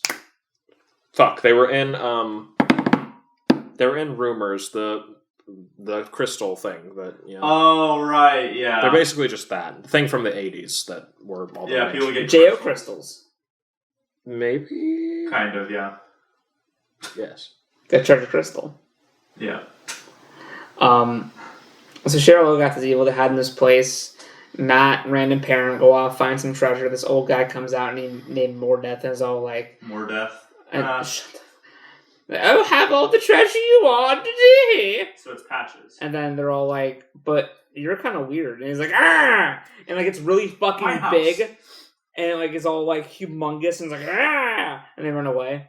Yeah, it turns out he's the monster that Moiraine had previously warned them about and not taking anything out of Shadar Logoth. Don't fucking do it. Ever. But then... Does someone take something out of Shadar Logoth? What? Matt does. Yeah, I think. And he's like, hey, listen. He's like, hey, it doesn't count. He put it in my hand. I didn't take it. I thought it was a freebie. So they all get split up because of... Okay, so at night, they all... The Trollocs invade. And then at night, apparently, there's like this evil mist that if you touch it, fucking kills you. Yeah, it's the collected evil that killed the city that just roams there and can't be released unless you take something out of it. Okay. So they all get split up. Yeah. And then you finally cut POVs to Perrin. Huh? Which is great, because Perrin the whole book's been like kind of like not really talking, so you finally get into his head and you're like, ooh, I get him now. It's everything you want. He's like, yeah, those guys are always really busy. You know, I always think, you know, rush thought is sloppy thought. You know, you gotta think things out methodically. And like, he never says anything unless he feels like it needs to be said. Perrin is just fucking best boy. We never mentioned that in earlier on in Nave crosses her arms under her breasts. Or is it Egwene? It's every. I guarantee every. It is the line like Egwene crosses her arms under her breasts, and that happens at least once a book. And they smooth their skirts. They smooth their skirts and tug her braids. Take a shot every time it gets mentioned. I will die. I will die. I'll die drinking water. Good meme. So yeah. So after. By the way, we never mentioned why they're running. Where they're running to? They're trying to get to Tar Valon. Yes. Yeah, they're trying because Moiraine can get the help of the other witches, the Aes Sedai. Yeah. God. Yeah. So that's not that far into this fucking book. No, we're doing so good. We're doing fine. So, but yeah, they all get split up. I believe it's Matt and Rand in one group, Perrin and Egwene in another. It's Matt, Rand, Thom. Oh, that's right. Thom's right. Egwene, Perrin. And then Nynaeve, Lan, Moiraine. Well, it's Moiraine and Lan, and then Nynaeve finds them because she's got wicked tracker skills. She's wicked track. But it happens so fast. Like same with Egwene and Perrin. Yeah. Like they're separated for like 2 or 3 pages. Yeah. And then they meet up. And then like Perrin, because Perrin gets like washed out in the sea. Yeah. And his horse fucking dies and shit. And he's all like, Yeah, he gets fucked. It's really good. Because like Perrin has like in every story he has a conflict. And like I struggle to overcome. The conflict here was him almost drowning. Yes. It's so funny. I think the scenes between Egwene and Perrin are where gender roles start really coming into play. It's also really starting to see that whenever like one of the main three is talking to a girl, they always say that one of the other main three is so much better than talking to girls than they are. I love that fucking running gag. That's so funny. Like, whenever Rand's talking to a girl, he's like, either Matt or Perrin are better at talking to girls than I am. And it's great because you cut the Perrin, and Perrin's like, man, Rand always knows how to talk to girls. I don't understand how women work. It's just funny because out of the three, he's the first to get married. Yeah. Though Matt off screen fucks like a lot of chicks. Like a lot. You just know it's gonna be no, like a lot. Like Matt gets fucked like to the point where like we cut between books and there is in this city and he's walking down the halls like, yeah, fucked her. He's like, yeah, she's good for a cuddle. And you're like, yeah, it's what he says. They're good for a cuddle. It's also established that he kind of likes. He talks about how he likes women with a little more meat on the bones. He does because he likes everything, dude. I mean, he does. He fucks that MILF in book 5. See, you say MILF. I picture her as being like 3 or 4 years older. No. They explicitly say at least 10. Really? They say at least 10 explicitly. Okay. Well, that's still only like mid-20s. Is that really? No, it's not mid-20s because Matt's like 20-something. No, 23. They start on 15, bro. What? Yeah. What? Yeah, they're 15 at the start. They're like 20 now, where I'm at. Look. Alright, maybe she's not a... I don't know, in my head she's a MILF. I mean, in his mind, she's a MILF. That's so young. That's a fucking young baby, but alright. That's... well... They are ale. They are filthy savages. We'll get to the aisle later. But yeah, it's really interesting because Perrin is, trying to be a gentleman. And he's like, hey, listen, Egwene, we have one horse. You ride or I'll be fine, And Egwene is just like, no, we take turns, and just like really like being against his chivalry. And she's like, why are you coming up with the plan, And he's just like, bitch, I'm just trying to get out of here. And they're kind of trying to go to... So we're talking about Perrin and Egwene first, since we're already on this train of thought. Yeah, it's kind of... Yeah, so they all three get separated. And at this point, everyone realizes, oh, fuck, Nynaeve's not going to be a main character. Yeah. Because fuck Nynaeve, dude. She's so annoying. She's, like, older. She's, like, 27, and all the mains are, like, 15. And she's so fucking bossy. And she's so annoying, and, like, she talks over people and demands that everybody respect her, and she gives no respect herself. She's a shit person. That sounds familiar, but I don't want to say what it is. It's... That's an in-joke. That's friends. Saucy. But that's it's saucy. But it's interesting because it takes like 4 or 5 books later, but she finally starts getting a comeuppance of, oh shit, no one's listening to me. No one gives a shit about what I say. In The Great Hunt, she has a cool plot line where she's like having to be like challenged, and I like when maybe she has to like overcome a conflict. Yeah, but when she's just like bitching about whatever, I hate her. Yeah, it's awful. But yeah, Egwene and Perrin go off, and they're trying to get to Camelin, which is I think is that where all the groups agree that they got to meet up. That's right. Yes, they said in Shadow Logan if we get separated, they go to Camelin. Yeah. So because it's on the path up to Tarvalon. Yeah, and so they're going there, and they meet some wolves, and they act weird to Perrin. And if you don't remember, I set that up. Apparently, Perrin can talk to wolves. And he has wolf eyes. So he's a wolf friend. Yes. Okay. No, it's Wolf Brother. Oh, okay. Yeah. Because at least once a book, there's a chapter called Wolf Brother. Yeah. Yeah, it's bad. Yeah.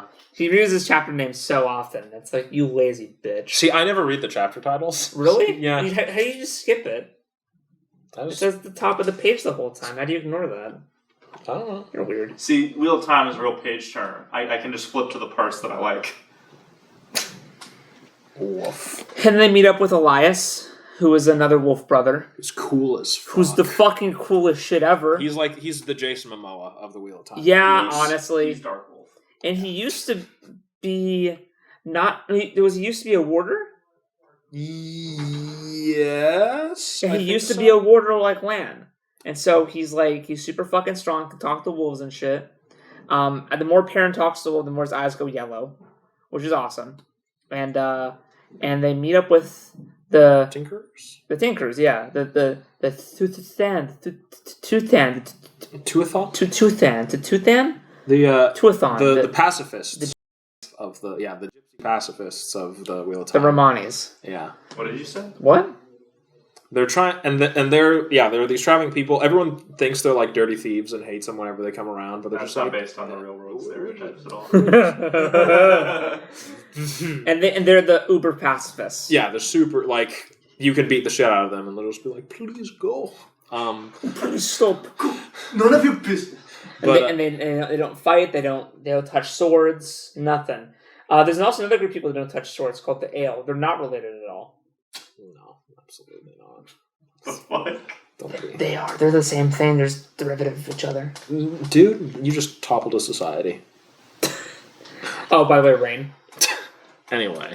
But yeah, and they're like, they stay with the Tinkers. Perrin fucking hates them because they keep glaring at him for having an axe. And he's like, bitch. But Egwene's being like macked on by this one little fuck who's all like, hey, and he never comes back. I'm joking, he does. Who is? I forget his name. Okay. The fucking one Tinker that's all trying to fuck Egwene. I don't think he does come back. No, he does. In book 3, he takes up the sword. It's Aram? Yeah. Are you fucking shitting my dick? Yeah, it's him. Wow. Yeah, that was him. Wow. Yeah. I was unaware. Yeah, I didn't make that connection. Yeah. I guess it's been 7 books or so, but still, wow. Okay, well that's kind of cool. That's him, yeah. That's him. Set him up. Yeah. Book 1. That's good stuff. It's the first time Robert Jordan's done that in book 1. No, it's like the second all or right, third. listen. He is good sometimes. He is good sometimes. He's good sometimes. And so then they go off and they eventually... Was good sometimes. They go to what is the place called? So they're trying to get the Camelin still, and Elias is helping them. They leave the Tinkers for a bit. and they go to this location, which is like called the something where they. Yeah, it's like in one of the ruins of Arthur Hawkwing's. Yeah. So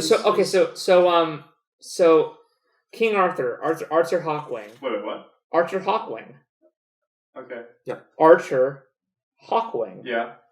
The Wait, bestest this is- emperor. Who conquered all the lands. Wait. Okay, back up. Yeah. So this is in the future, Mm. but Archer Hawkwing Mm. happens in the future, even though we knew about him in the past. Yes. Okay. All right. Was he? No, wait. Was he pre-breaking? I think he was pre-breaking. He was post-breaking. He was post-breaking? Yeah, because he spoiler alert, went off and also conquered the Shanshan, started the Shanshan. Well, That was him. That was Arthur Hawkwing. Remember, Arthur Hawkwing's armies will come back as the Shanshan. no, they're derived from him. He didn't conquer them. No, he tried to. Yeah. Yeah, but it's still his armies. Yeah, but he didn't. He said he conquered them. Well, no, he made them, really. Yeah. They're the remnants of his. No, army he's then. post-breaking. Yeah. Okay. Yeah, because there was a Shuttlecast Wars and shit. Right. The but- lore is all. No, but there's a place where they like magic or whatever, or like they're safe there or something. Yeah, the creatures of the Dark One can't enter. Yeah, what's it called? I don't fucking know, dude. They go to a place that's really cool, It is very cool. and they hide out in statues, and then all of a sudden the White Cloaks come, and they're all like, "Hey, you there!" And then like they kill some wolves. Yeah, so they come kill after them and Hopper, they're like, the hey, Adamantium. are you guys White Cloaks? Then you're Dark Friends. You must be Dark Friends. You're coming with us. And so Perrin and Elias are like, hey, wolves, can you can you take care of this? And so they start attacking the White Cloaks, and the White Cloaks kill a couple of wolves, which makes Perrin freak the fuck out, and he just slaughters a couple of them. And then they arrest him, and Elias is just missing. Yeah. He escapes to never return until book 9.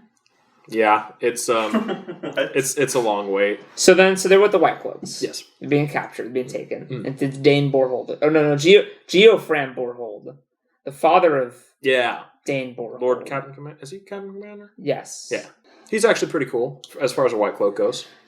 So let's stop. Let's go back. Other storylines. Other storylines. Okay. So let's talk about. Oh, by the way, so the Tinkers.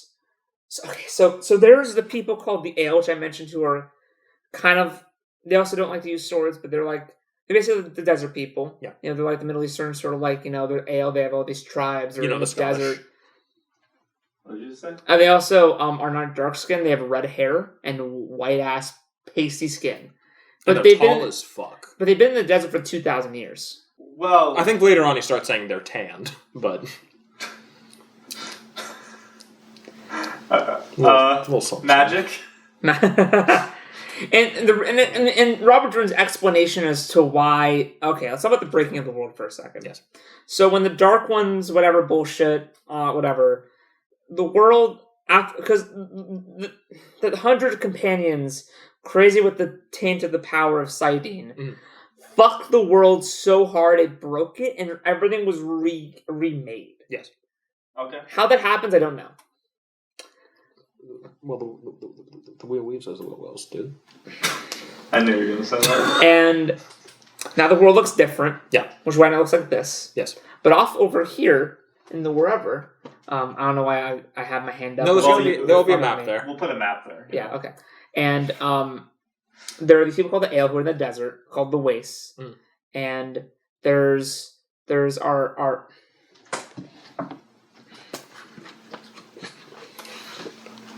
whatever, never mind. There's no full fucking map of the world, Robert. You bitch. So, essentially, there's... The Tinkers are the only people who can go through the Ale and not be, harassed. Even though the Ale hate them, I guess since they're non-violent, they don't care. Merchants are also... Yeah, and merchants. Okay. So the Tinkers bring word that there is something about the Eye of the World. Yeah. I wanted you to know that we're about 2 hours in this review and we finally mentioned the fucking title. And so they get to the Eye of the World, right? And then... Eye of the World's opening or some shit. Yeah, people die trying to cross the waste to bring word of the Eye of the World. Also, the Tinkers are waiting for someone to bring the song. Yeah. Anyway, it's all there's really... Nynaeve meets up with Moraine and Lan. they're traveling for a bit and just bickering. Yeah. Moraine's all like, you have to train the White Tower, else, because you need to, since you can channel, you have to train the White Tower, so you can't handle your power and you'll die. Yeah. So Nynaeve's like, all right, I don't want to, but whatever, I'll do it, and then I'll fake it, and I'll take Egwene and leave because I need to save the Evans Fielders. But she also starts to develop a crush on Lan. Yeah. Which is disgusting because like Lan and Nynaeve's age gap is so stark. Like Lan's like 50 something, and Nynaeve's like 27. It's nasty. Mm-hmm. Like it's Nynaeve is essentially like Eowyn, and Lan is like Aragorn. Yeah, but at least like in that, like one's an elf and Eternal, and one's like a half elf, so it's kind of okay. Yeah. Whereas in this, like they're both like just people, and it's also like when it's their romance is very because Nynaeve is so prim proper. Like no sex, ew, gross, kissy, touchy, go away. Yeah. Women shouldn't have their chests open and showing any cleavage or anything like that. Yeah. It's very. They should be in stout two rivers wool. Yes, they should not be anything that's showy. Whereas Lan, it's been heavily implied and later pretty well confirmed that he just fucks bitches like crazy. Does he really? Oh, yeah. Are you kidding me? So he's like Geralt, where he has no emotion except when he just fucks a lot of people. Yeah. But yes, it's because it's purely just every now and then Nynaeve will do some interesting tracking and Lan's like, oh, yeah. and she's like, huh, yeah, you know what it is, bitch, and like that's it, and then like and Lan's like super protective of her and like I'll come to your aid, and Nynaeve's all like, men are so stupid, thinking that I need their help. And I'm like, she's just being nice. You want to calm the fuck down? And then and then just and she's like, no, Lance sat with his legs too far apart. He's man-spreading. Cock.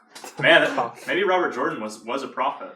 Maybe he really did predict like certain political feelings arising. Someone wrote an article because there was that Amazon Wheel of Time show coming out. They wrote an article being like, yes, we're finally adapting the female-driven Wheel of Time series. And I'm like, they're fucking around, then eventually they find where the White Cloaks are and they rescue Perrin and Egwene. Oh, is that where their storyline goes? I honestly couldn't remember. And they also save Bella. And they save Bella, thank Christ. There's this throwaway line. So the coins that Moiraine gives the trio of Ta'Veren, spoilers, they are like trackers that she can find so anywhere. she's able to find Perrin because cut to Matt and Rand point of view, they lost their coins because they, after Sid Shader Logath, get on a boat with what's that guy's name? That's super awesome dude. That's Bael Damon. Yeah. Who is a recurring character, who is on a riverboat going to Camelin. Yep. And so to pay their way, they give him all the money they have, even though Thom's like, you shouldn't have done that. I could have, done my I could have minstreled. Though, you think it'd be weird. You think that Matt would want to, I don't know, gamble for for passage? Nah, dude. You'd think that him being the gambler would want to gamble. And he never gambles on the ship. Nah, dude. No, because Thom is like, I'm going to teach you guys how to be gleeman. Because I need to perform to keep this crew happy so we can stay on their ship. Which is pretty fun. So he teaches them how to be gleeman. And so they learn how to do that. Yep. They arrive, not at Camelin, but they arrive... Like Whitehall? Whitebridge. Whitebridge. Right, Whitebridge. They arrive at Whitebridge. And Bael Damon's like, if you guys want to keep going with us, like, crew would love, like... Yeah, we're going to Ilion. We're going to Ilion. Our crew would love the entertainment. You guys are cool. We like you. I like you. Rand, you're super cool. Also, I have a bunch of like artifacts on my boat. I have a bunch of like cool artifacts in the bottom of my boat. And here's this cool seal. And it's like the seal of like the Aes Sedai of the olden times. It's made of Kundalar. It's made of Kundalar. It's unbreakable. If you bash it, it can never break. And so it's titanium? It's adamantium. It's adamantium. Oh, okay. It's vibranium. Gotcha. And so it's super cool. You should check my stuff out, and come to Ilion with me. And no, cool. And Tom is kind of like going, hey, we should fuck these Aes Sedai. We should go. And we should go. Random matter. We should go. By the way, that thing that Bael Damon has is one of the seals of the Forsaken. What is that? If you break it, a Forsaken gets out. And it's there are 7 seals on the Dark One. So when the Dark One was sealed away, all the Forsaken were too, except for some of the one. So Ishmael can come out once every 20 years and fuck around. There's layers to the seal. Dark ones at the bottom. Forsaken kind of go the way up. So the ones near the surface are getting out pretty easy. The ones deeper in, as more seals break, they'll come out. Because the final battle is coming. It and, is. And when the final battle comes, let's talk about the Dragon Reborn and also the Fate Dragon Reborns. Okay. I mean, this is the moment. Yeah. Because we're on Rand now, so we're going to get the Logain in a few minutes. Yes. And Logain is... Logain. That was perfectly censored under the book. So just hoping Tom Hardy, if you're out there, please play Logain. Please, or God, please God. Logan Marshall Green. Or Logan Marshall Green. I'm not saying that you are a substitute to Tom Hardy. Either or. I'm not saying like Tom Hardy. It's that facial structure. Yeah, exactly. And it's that sassiness. Look. It's that look. It's that. Logan Marshall Green was so good in Upgrade. He was. Yeah, It really very is. good. By the way, What a good fucking movie. Yeah. It made me forget about him in Prometheus. I made him forget about Prometheus too. Louis Theron Telemon was the dragon. Mm. And basically there's this thing in the Wheel of Time where we are spokes on the Wheel of Time, and ages are every turn of the wheel. Yes. And the wheel weaves, the wheel wills, the wheel wills, the wheel weaves. You know, basically we're all subject to the wheel. Yes. So people are reborn essentially, and it's not just the Dragon Reborn. Yeah. There's also people called Tavarine, which are people who can like bend the wheel, the weaves in the wheel to their will, essentially. Yeah. And there's always like only like one Tavarine, at max 2 probably for every like whenever they're alive. Yeah. Like Archer Hawkwing, who mentioned, was a Tavarine. That's why he conquered like almost the entire fucking world because he was super powerful. There's also other people who do it as well. There's Brigitte, who is a Tavarine. There's her lover. I forget his name. Do you know his name? Cade something. Cable. I can't remember. And so these people are reborn as new people and kind of fulfill same roles in every turn of the wheel. Yeah.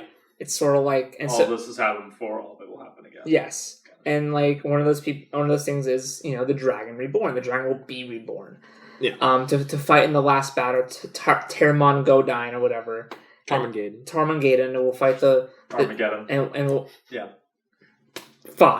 and we'll fight, you know, the Dark One. Yeah. In the last battle. Yeah. And so so it's not just Rand who can channel, being a man, by the way. Yeah. Men can channel.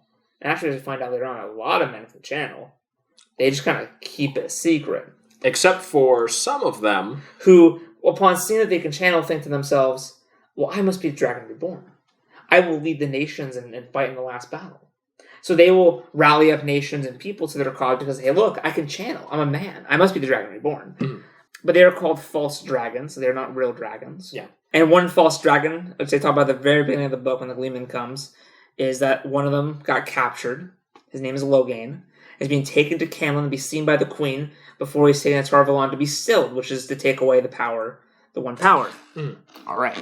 And so in Whitebridge is when we lose one of our companions in the group. Tom Maryland goes off. A Midro comes out of fucking nowhere. Yeah. And Tom's like, all right, here's my stuff. I'll be right back. Go. Run now. Go. And they're like, Tom, no. And he like flourishes knives, and all of a sudden he gets lost in the crowd. And they're like, no. And then Tom dies. Yeah. It's very sad. It's really unfortunate. It was really, I was like, oh my fuck. I'm like, oh Jesus. They had some balls on him. Because it's great because, like, you know, Perrin and Egwene are by themselves until Elias comes around, and he kind of helps, you know, guide them. And the Knave, Lan, and Moraine are all adults, so they're fine. Yeah. But, you know, Matt and Rand are, like, alone. And they try to go on to bail Damon's ship. He's already fucking gone. Yeah. And Matt is getting worse and worse BT dubs. Because he has the knife from Shader Logath. Yeah. So he's like getting sickly and like gangly. It's not at all like dragon sickness or one ring like possessive. It's nothing like that at all. Nothing at all. Sounds like Gollum. No. So on their way to Camlin, it's basically Rand kind of by himself making all the decisions because Matt's just like getting crazier and crazier. Yeah, and they're like they're like staying in like barns and on sides of the road, and there's a bit where they lose track of time and like they misremember when things are happening, and it's kind of cool bit where it's like they kind of repeat what's going on because they're so like they're just walking this fucking road. Yeah. And like they're just like losing it.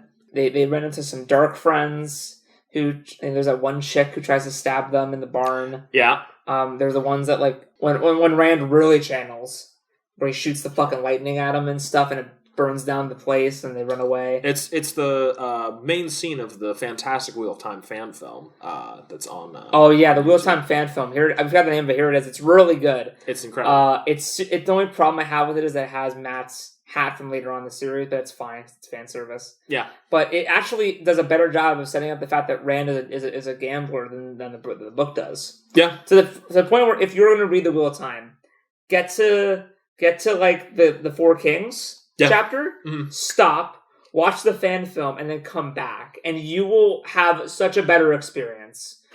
I agree. It's so good. Oh, then they decided to play to use their Gleeman abilities. Yeah. To earn them like better rooms, and so they're it's cool. It's this really cool sequence where like they're juggling and they're playing the flute and stuff, and they'll never touch the harp because it's like I think it's Thalm's a really special golden harp, and they don't want to like. Yeah, he was like, "You shepherd boys will never be good enough to play the harp." I'm gonna show you flute and juggling. So Matt gets juggling, Rand gets the flute. Yeah, and it's really great. They kind of reference every once in a while. Matt's getting more and more paranoid of everybody. There's this one farm where they meet this girl who's really wanting to fuck them. And Rand specifically. Fuck Rand. And then they get sent away because, the mom's like, go away because my daughter wants to fuck you. Like, they worked the fields and they, like, entertained all day. And then, like, the parents are like, my daughter wants to fuck you. Get the fuck out. And like, yeah. And I want to say that's important because she comes back in, like, the next 2 books. And then never again. But still, she does come back. She does come back. And then so we finally get the Camelin. They find this inn. I believe it's. I think it's the inn that Moraine told them to go to. Yeah, they told them to go to Camelin, specifically go to the Queen's Inn something. I think it's called the Queen's Inn. Queen's Blessing. The Queen's Blessing. That's right. And they're in the city, and like there's a Queen of Camelin. It's this weird thing that never really comes back again, where they're wearing sleeves over their swords. What was that about again? Where like if you had a red or a white sleeve, it named your allegiance. Yeah, you're like your house allegiance. Even though like it's not really important. It kind of stops being. Immediately. Yeah. But they get there and they go to the Queen's Blessing and they meet the cool innkeeper who's like a recurring character. Yeah. And then they go into the library, and Matt goes up into the room and just holds himself away. Yeah, to fester. And like start dying. Yeah. And then the Rand goes into the library, and then he sees a fucking Trolloc. Yeah, a huge fucking like 10-foot, 11-foot tall and we're like, beast. And we're like, oh fuck, because like before like Rand killed that one Trolloc, Narg. I remember his name now. Yeah. Pure luck, he killed him. Yeah. But, like, now he's, like, taking it back. He doesn't have a sword out. It's like, oh, fuck, what am I going to do? Turns out it's not Trolloc. Racist fuck. It's what we call an Ogier. Ogiers like this. They are super sweet and loving and kind and gentle. They are the big friendly giant. And we meet Loyal, this Ogier, and he is the sweetest, kindest soul. He just loves to read books. And since he's big, it's like he has all these pockets in his vest for books. And they're like always small in his hands. He's always daintily reading the book, and he's like, it's so. And he plays games with Rand. They talk about stuff, and then Loyal is the first one to say that Rand is a Tavarine. Mm-hmm. And that's Loyal's big thing. Is whenever something like crazy happens, he rumbles Tavarine. Oh. Rand goes, and he goes to go see Logain because Logain's arrived in the city, and he's like, "Oh, I would love to see the false dragon." I mean, and they're in Camelin, it's bigger than Barillon. It's like fucking humongous. Yeah, it's their first. Well, Whitebridge was pretty big, if I remember correctly. But they only went to the inn and they left immediately. Yeah, but Camelin is the first like actual huge fucking city. It also starts the trope of Robert Jordan saying that everybody's just scurrying around and running about and doing things. That is like his description of every busy place ever is the same fucking like 3 things. Wagons roll, peddlers cry their wares. Yeah, like every fucking city. Yeah. And then so that's great. He's trying to see the false dragon. I see him kind of go through, and doesn't he like eye contact him? Yeah. Like across like a huge distance. And then way later you hear what Logain's experience of that was like. Do you really? Oh yeah. Because so there are certain. Sorry, I love Logain. He's such a good fucking character. Logain's great. So there are certain people I think this has been referenced. There are certain people who can tell that people are Tabarim. Yes, I know. Suwain Seshi can do it. Yeah, Logain can too. So he sees this little shit in the crowd who's surrounded like by this heavenly aura. He's like, "Where's the fucking phone? Where's the fucking phone?" So are there Joe cars and then Joe phones? Yes, I'm afraid so. Okay, thanks. And show wings. So to go off of our earlier joke about how it's all in the future, whenever they talk about the past, there's Joe cars, which are just cars. Then there's Flow Joe cars, which are flying cars. Then there's show wings, which are planes. And then they find the 3-point star that is like the symbol Mercedes-Benz. it's like the symbol of greed and Yeah, corruption. I forget. And like vanity and pride. Yeah. Yeah. He was probably in the car accident and Mercedes-Benz hit him, and he was like Stephen Mr. King. Mercedes. He was Stephen King. When cars hit authors, they take it really personally. And I would, so. Yeah. Hey, Josiah. I need more water. Oh. Jesus Christ. Maybe cold. Don't forget the ice. Yeah, I need two. I want 2 things of ice. Only 2 ice. I want 2 ice. Only 2 ice. Okay. What do you need? I'm fucking with What you need? I'm fucking with Can I get some vodka? Yeah, you can. Are asking for vodka? Yeah. Absolutely not. Absolutely not. It's kind of like.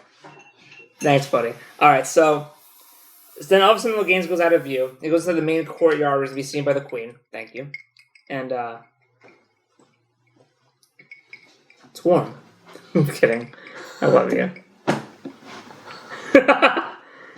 And, so he's up against this, and he's in the crowd, he's like, oh, fuck, Logain got away. I can't see him anymore. And this is a crazy fucking beggar again. Who's all, like, falling through the crowd, like, ah! And he's like, Jesus fucking Christ! And so he's running away from this beggar who's like screaming at him. And at this point, if it's not totally clear, it's a coaster. the beggar is Padden Fane, the peddler from earlier. Because during the Battle of Edmund's Field, he just disappeared. Yeah. And no one knows where he went. No one knew. He's been following Rand the whole time. Even though he's been following ahead of him. But if you followed me here, how did you contrive to be here before me? I followed you very fast. So he's scrambling up this side of this wall. Yeah, it's really treacherous as fuck. Yeah, there's like some weird steep hill that kind of leads up to it, and then it's like he like cuts himself on it. Yeah, and he falls over the wall into sort of like garden area, and he's like, oh shit! And then in there he meets 2 people. He meets Elaine and Gawain. Now, Elaine is the princess, and Gawain's the prince of Camelot. Yeah. And they're just fucking around.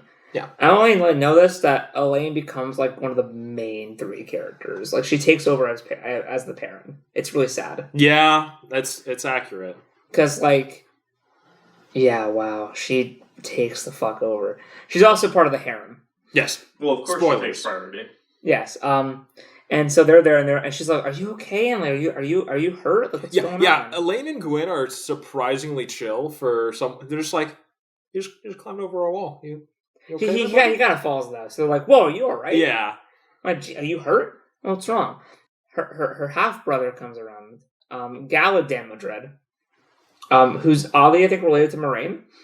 They have the same last name. Yeah, if he's a Damodred. Yeah, they're a bit related. Yeah.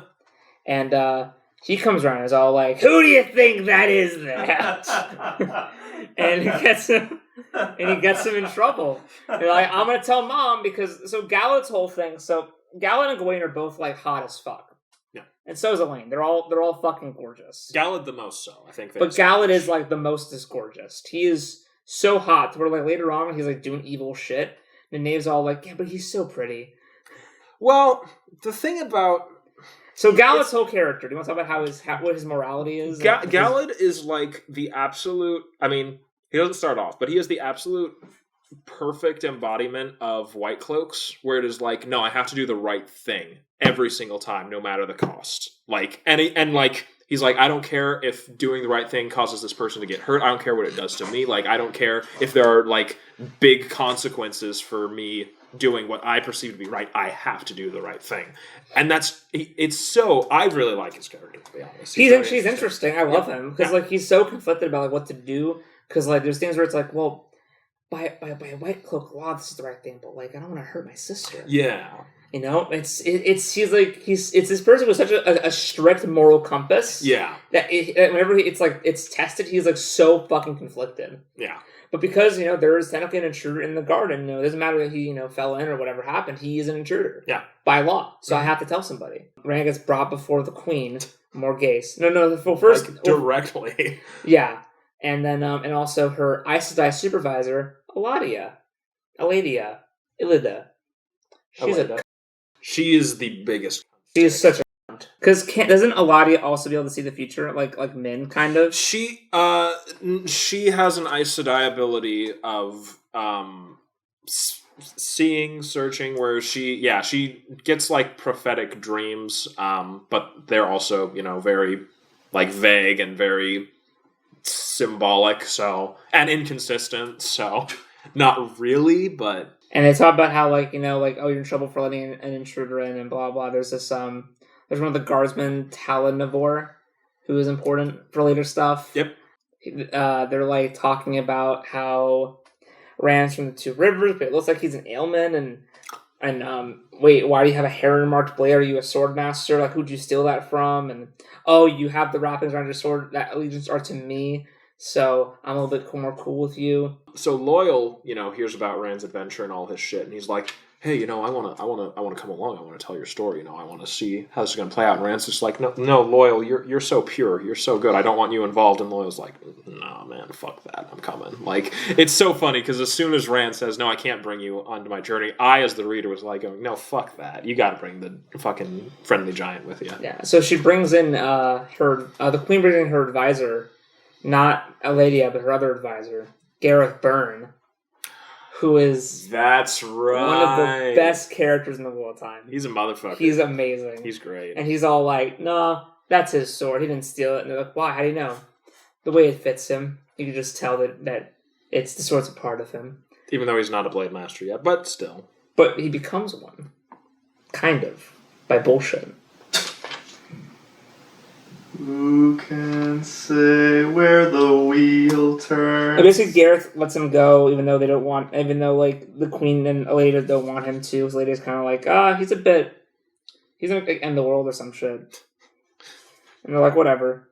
And so, and they think that he's like an ailman, which is a desert person. And Rand's like, I'm from the Two Rivers. And she's like, oh yes, I own the Two Rivers. And he's like, oh, you do? No one cares. I don't know that. No one knows that, dude. Nobody knows. Oh, that's pretty insolent. What do you mean nobody knows? So they all meet up in the inn, and Egwene... Of the Prancing Pony. Perrin, Moraine, all of them are at the inn now with them. They all meet Loyal, and Loyal's cool, and Loyal talks about how he warns Moraine as a threat to the Eye of the World.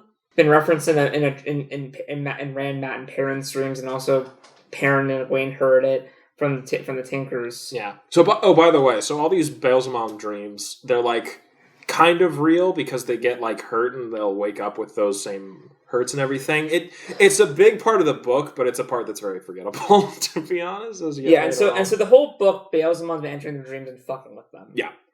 As he's wont to do. And Baelzamon's kind of the guy in the opening. Yeah. You kind of guess. And Rand thinks he's the Dark One. Yeah. He's not. Spoilers. They don't reveal that until the third book. But he's not the Dark One. No. But Rand's so convinced. And so with Loyal talking about the Eye of the World being in threat for some reason, I forget why. I think it's because one of the seals is in the Eye of the World. So like, hey, you should get that to make sure it's safe. And also like Moraine tries to heal Matt, but she can't because he's too far gone. He's too attached to the dagger. If he takes it away, he'll fucking die. Yeah. Matt's all like, nyeh! To everybody. Yeah. And she diminishes the effects of it for a while. And you can't undo that, but we can diminish the effects of it. Yeah, I think she keeps it from getting worse or slows down. She sets it back a bit and slows it down. So the Eye of the World. What's the Eye of the World? We're so close. We're so fucking close. Okay, so the Eye of the World is in danger for some reason. I forget why, but because it's so unimportant that I literally forget. Yeah. Like every other plot, I can kind of go, oh, well, this is why I have to go there for this reason. But the Eye of the World, I'm so like, It's so out of the way. It's about time for them to have a all of a sudden towards the end, they're like, "Oh fuck, dude! The Eye of the World. That's so far away. How do we get there?" Because you like they're in Camelin, and it will show the map. They're in Camelin, right? And then up there is the Blight, which is where the Dark One's seal is passed in the Blight or whatever. And shit then tons of Trollocs and shit. Tons of Trollocs, and there's and there is these kingdoms where Lan is actually the king of, but they're overtaken by the Blight. Yeah. So he's actually a secret king, kind of like Aragorn, but not because he has a different name. He has a different name. Yeah. So and him and Nynaeve are in love, but at this point, just so you know. Yes, they've and so they're like, how do we get to the Eye of the World from here? And they're like, well, hey, Loyal, you're an Ogier, right? And he's like, yeah. And they're like, hey, you know the ways, don't you? And Loyal's like, no one's used the ways in 200 years, been tainted. And they're like, well, fuck that. We need that. Let's use the ways to get to as close to the Blight as we can, as close to the Eye of the World as possible. And Loyal's like, I'll break tradition. Why not? Me, the shy book nerd, would love to break the rules, even though I'm so scared of that as my character. He's being asked by an Aes Sedai, who he's also very scared of. So somehow Moraine's able to look around the city and find a waygate. What's that? Give me a minute. I'm right there. They find a waygate in some guy's basement. Yeah. And a waygate. I'll answer your question, Josiah. A waygate is a portal where you open it, and it takes you to an alternate dimension. And then every step in there is 100 steps in the real world, and it could take you to other waygates. But you have to follow the path and read the signs that are in the old whatever language, and Loyal can read them because he's an Ogier, but they can't read them. So Loyal has to. And it's dark as fuck. And Loyal and the Ogier, did they make the ways? Yes, they did. They made the ways, and so they're like, yeah, we have to use the ways to quickly journey to the Eye of the World for the finale to happen. Mm. And inside the ways, it's dark as fuck. They have to get all these oil canisters and stuff. And once they're there, you put on a light, and it barely even goes out. And they all travel through the ways. And there's there's little islands and bridges and stuff. And Loyal can read them because they're in Ogier language or whatever. And then they eventually, after some twists and turns, they get to another waygate. And then there's this screaming mass of floating skulls in fog that shout kill, kill, kill, die, die, die. Does that ever come back? Yes. Yes. Next question. Do they ever explain what that is? No. Yeah. Do they? Kinda. What is it? I mean, they said so the waygates and all that shit was made by the. It's my camera. Fuck you. It's my camera. Hey now. Was made by the Ogier and the male Aes Sedai pre-breaking. And when the One Power got tainted, it started to unravel the weaves within the ways. So the corruption in the ways is basically a physical embodiment of the taint. Okay, that's what I figured. But... All right, I think the Makinshin, the magician. Yeah, I think that's supposed to be all the people who have died in the ways, but I can't remember if that's their actual. Well, that was my guess when he told me about it, but he was like, "It's not confirmed." Though. Yeah. So okay. Yeah. So they must take the ways, yes. And so they go there and they emerge in Shinar. Mm-hmm. And I was gonna say, side note. Fuck Robert Jordan. He literally is oh shit, that's right. I need some sort of conflict right in my first book. They teleport somewhere else, and because we were too slow getting to the location, so it teleport there because the book's about to end. See, here's the thing with Robert Jordan and the Wheel of Time, Wheel of Time is epic fantasy. It's high fantasy. The characteristics I attribute to high fantasy is traveling around within a massive world. Massive battles and tough fights.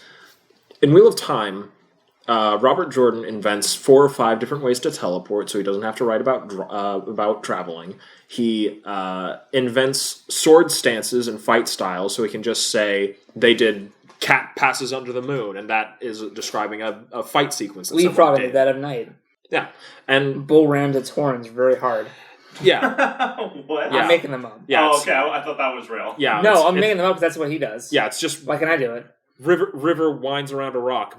Cat passes over the dog. Like And then transformed into Tiger in the Moon Knight. Yeah, and all the while you could say that's not great. You could say it's kind of lazy. I am saying that. You could say that because I don't know what those sword poses are because you just said what they were. You didn't describe what the movement involved is when they're doing it. Yeah, which is why like you don't have a Rand fight from his POV until after he learns some shit from Lan. Yeah. So that he could say, cat claws the manatee. Isn't there that one move though where it's like you have to like stab yourself? Yeah, it's like sheathing the sword. Sheath the blade. Yeah. Is that where you stab through yourself to hit the other person? I don't know. That's where you It's one move they describe. I don't really know what it is. It's when you allow a lethal stroke to strike you in order to gain a lethal strike on someone else. You don't bother with defense. Okay. Yeah. Which is cool because I know that there's a character where his arc ends with he has to sheath the blade. You know what I'm talking about? Yeah. And it's really fucking and good. I want to get that point so bad, but it's in a Brandon book, so it's gonna be good. Yeah. Ha. So they teleport and skip over shit to get to the ending. Now we're in a whole new area. Yeah. The Shinar. They meet all these cool guys like Ingtar and Al Gillamar. And Ingtar is all like I want to fucking kill Trollocs so bad. They're all land, but like less land. They're all mini lands. They're all mini lands. They're like, Lan, you're our king. We should go fuck some Trollocs. And he's like, I'm not a king. He's like, I'm not the king. They're like, okay, sure. Sure not. He's like, guys, there's no throne. Like the kingdom's yeah. It's really great. Robert Jordan. And they're in the fortress of Faldara, and basically like these guys are in like constant war with the Trollocs. Like all they do is like fight Trollocs, like every day in day out. They just fuck shit. Like it's like all they do. Yeah. And so a big battle's coming up, and like, there's one gorge, and they have to go fight more Trollocs as usual. But then Ingtar has to lead them to the Blight so they can go find the end of the world. And he's all like, man, I want to fucking kill some Trollocs, dude. And it's like the one Shinarian who's like really amped up to fight Trollocs.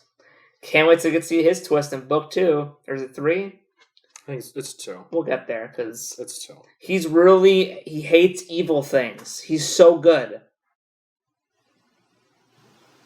Beware the light. Is he evil? Yeah. What? Oh, okay. Yeah, he's evil. I didn't know that. He has a scene where all of a sudden he's like, "Oh, I'm a dark friend. I'm gonna turn and hold off these shots so you get away, Rand," and then he dies. What? Yeah. All of a sudden he's just like, "Yeah, I'm a bad guy." He's like, I'm gonna do myself now. I'm the one that had made this thing happen at the beginning of book 2. That's on me. I did that. Even though there's another explanation that I totally thought was valid, but whatever. No, I'm afraid not. No, I'm afraid not. So they go into the Blight, and it sucks. And everything's evil and it's awful. Everything's poisonous. Don't touch anything. Terrible. Kids, keep the windows rolled up. But they had to go find the Green Man because the Green Man protects the Eye of the World. Mm-hmm. So he's like Swamp Thing, kinda. No, he's like Treebeard. He's Treebeard mixed with the Jolly Green Giant. He's the last of the Green Men. There's this little bastion left in the Blight where it isn't fucked because the Green Man's just like Tom Bombadil and tromping and singing. Yeah, he's Tom Bombadil mixed with the Jolly Green Giant mixed with Treebeard. It's very weird. It's kind of, you could say it's a little bit out of left field. I think the whole plot's a little out of left field because literally they were joining Tar Valon and like, oh fuck, this book called The Eye of the World. I guess we have to go to the Eye of the World. We got. So they go there and they go and they find the Green Man and Moiraine's talked to him once before and no one's ever seen the Green Man. Yeah, they make this really big deal. If you ever see the Green Man, you're only going to see him once. And Moiraine's like, I'm Gandalf. I'll see him again. Yeah, whatever. Yeah. And so they talk to him and he's all like, oh, Tom Bombadil. They go and they find the Eye of the World. And it's basically a pool of pure like power, like male power. That's sexist. It's just a pool of water just chilling there. And then when they leave, all of a sudden there's 2 Forsaken outside. What? Outside is Agenor and Balthamel. now here's a picture of Agenor. Picture of Balthamel. They're ugly as shit. They look super fucking cool, right? Like, oh shit, the Akatsuki are here. Like, we better fucking like skedaddle. So Balthamel dies like instantly by the Green Man, but he as he dies, he kills the Green Man. Kills the Green Man. So the last Green Man is dead. But it's not the last time he's ever in the books though, because there's a flashback in book 3 or 4, where the Green Man's in a fucking scene. He's like crying. Remember in the flashbacks in Rudadin, the Green Man's there as the world's ending, and they're talking about how they're gonna like stop the breaking from happening. And remember that? You remember that? Yeah, he's in like one. Oh yeah! Yeah! What a great scene that was when it was happening that I read. That's Robert Jordan's favorite sequence he's ever written, by the way. Huh. Well, I mean, he said it before he died, so maybe it's actually the ending, but I don't know because he's dead. Which is depressing because he was a really talented author. He was. He's just misguided sometimes. And he just probably shouldn't have married his editor, and and I have no problem with because she's still alive, and I have no problem with her or really Robert Jordan. He's giving me so much entertainment, so much fun, but it's just like you don't marry your editor, no, because then we get this shit. And I feel like if his editor was not also his wife, harsher decisions would have been made. AKA, cut that, rewrite that, stop that. Why is this a harem anime? Why? Oh, she was the one who asked him to do that. I mean, there's some. I'm not even gonna right now. This is. Anyway, so Green Man down. So all that's left is Agenor. Agenor, by the way, is of the 13 Forsaken, he is the third most powerful. That's pretty intense. Are you shitting me? He is the third. Oh, let's get the book out. Let's get the book out. Let's get the book out. Make sure that. I don't know if that's accurate. It is. Shut the fuck up. So at the top, it's Ishmael. Yeah. And then it's no. I'm backing you up. I want to highlight it. So 53. 53. In your books, it's on page 53 of the World of Will Time. Okay. Agenor, the second most powerful man known by the Forsaken, named Agenor. And then,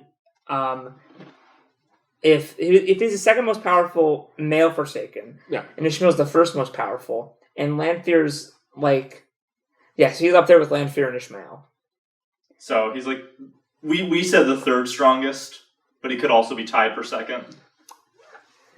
And so literally, what we're saying to you, audience, is that Agenor is the third most powerful Forsaken, beneath Ishmael and Lanfear.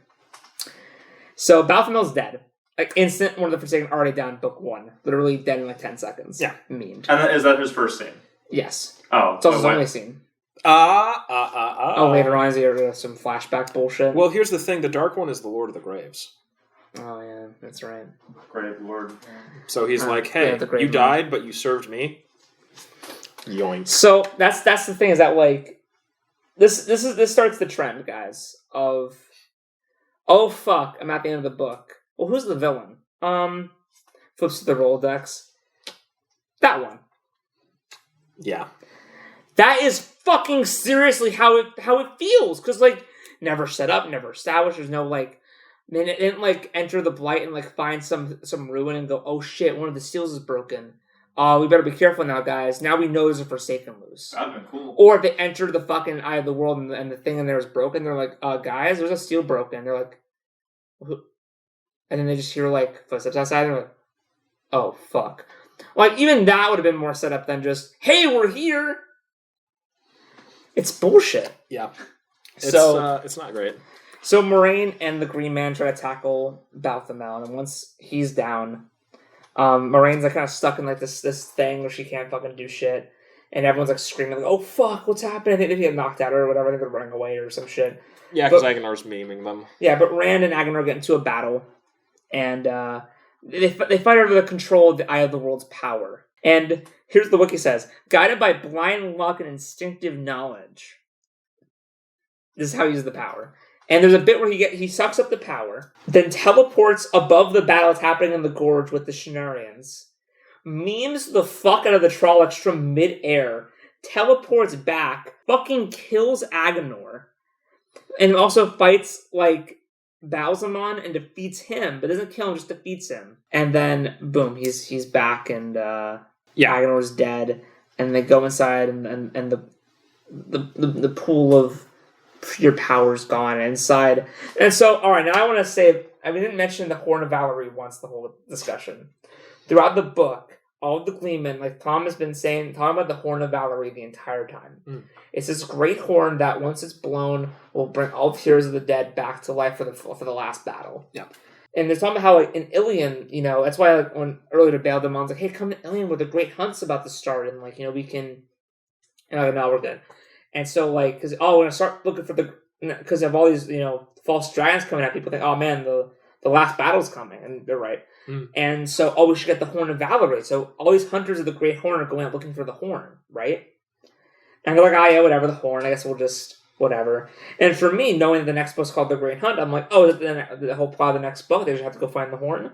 No, it's in the Eye of the World. And they have it already. Oh. They also have there's the Horn of Valerie, and also Lewis Theron's Dragon Banner. Okay. Moraine realizes that Rand's a dragon reborn. And again, to be clear... And then Rand's all like, oh god, I'm a dragon reborn. And Moraine's like, don't talk about it. I mean, and that's again, like what we mentioned, like Rand, it's, pretty well set up that he's the one that was curing Bella and making her strong for their trip. He guided Lightning, didn't really know what he was doing, and then at the end of this Lord of the Rings ass, kind of tame fairy tale, all things considered, just becomes like Battle of Gods, and it's just Goku and Beerus up in the sky, like wrecking shit, and like. Just out of nowhere. And then at the end, it's not even like at the beginning of book 2, Rand's like, nah, I'm not the Dragon Reborn. That's bullshit. Wait, but didn't he meet, like, the guy you thought was the Dark One? Can anyone do that? I mean, apparently an untrained farm boy can just all of a sudden... Oh, also, I forgot God talks in this book. Wait, what? Yeah, so God shows up and helps guide Rand. Remember this? Oh. He talks to God. Oh, yeah. The creator talks to him for, like, one scene.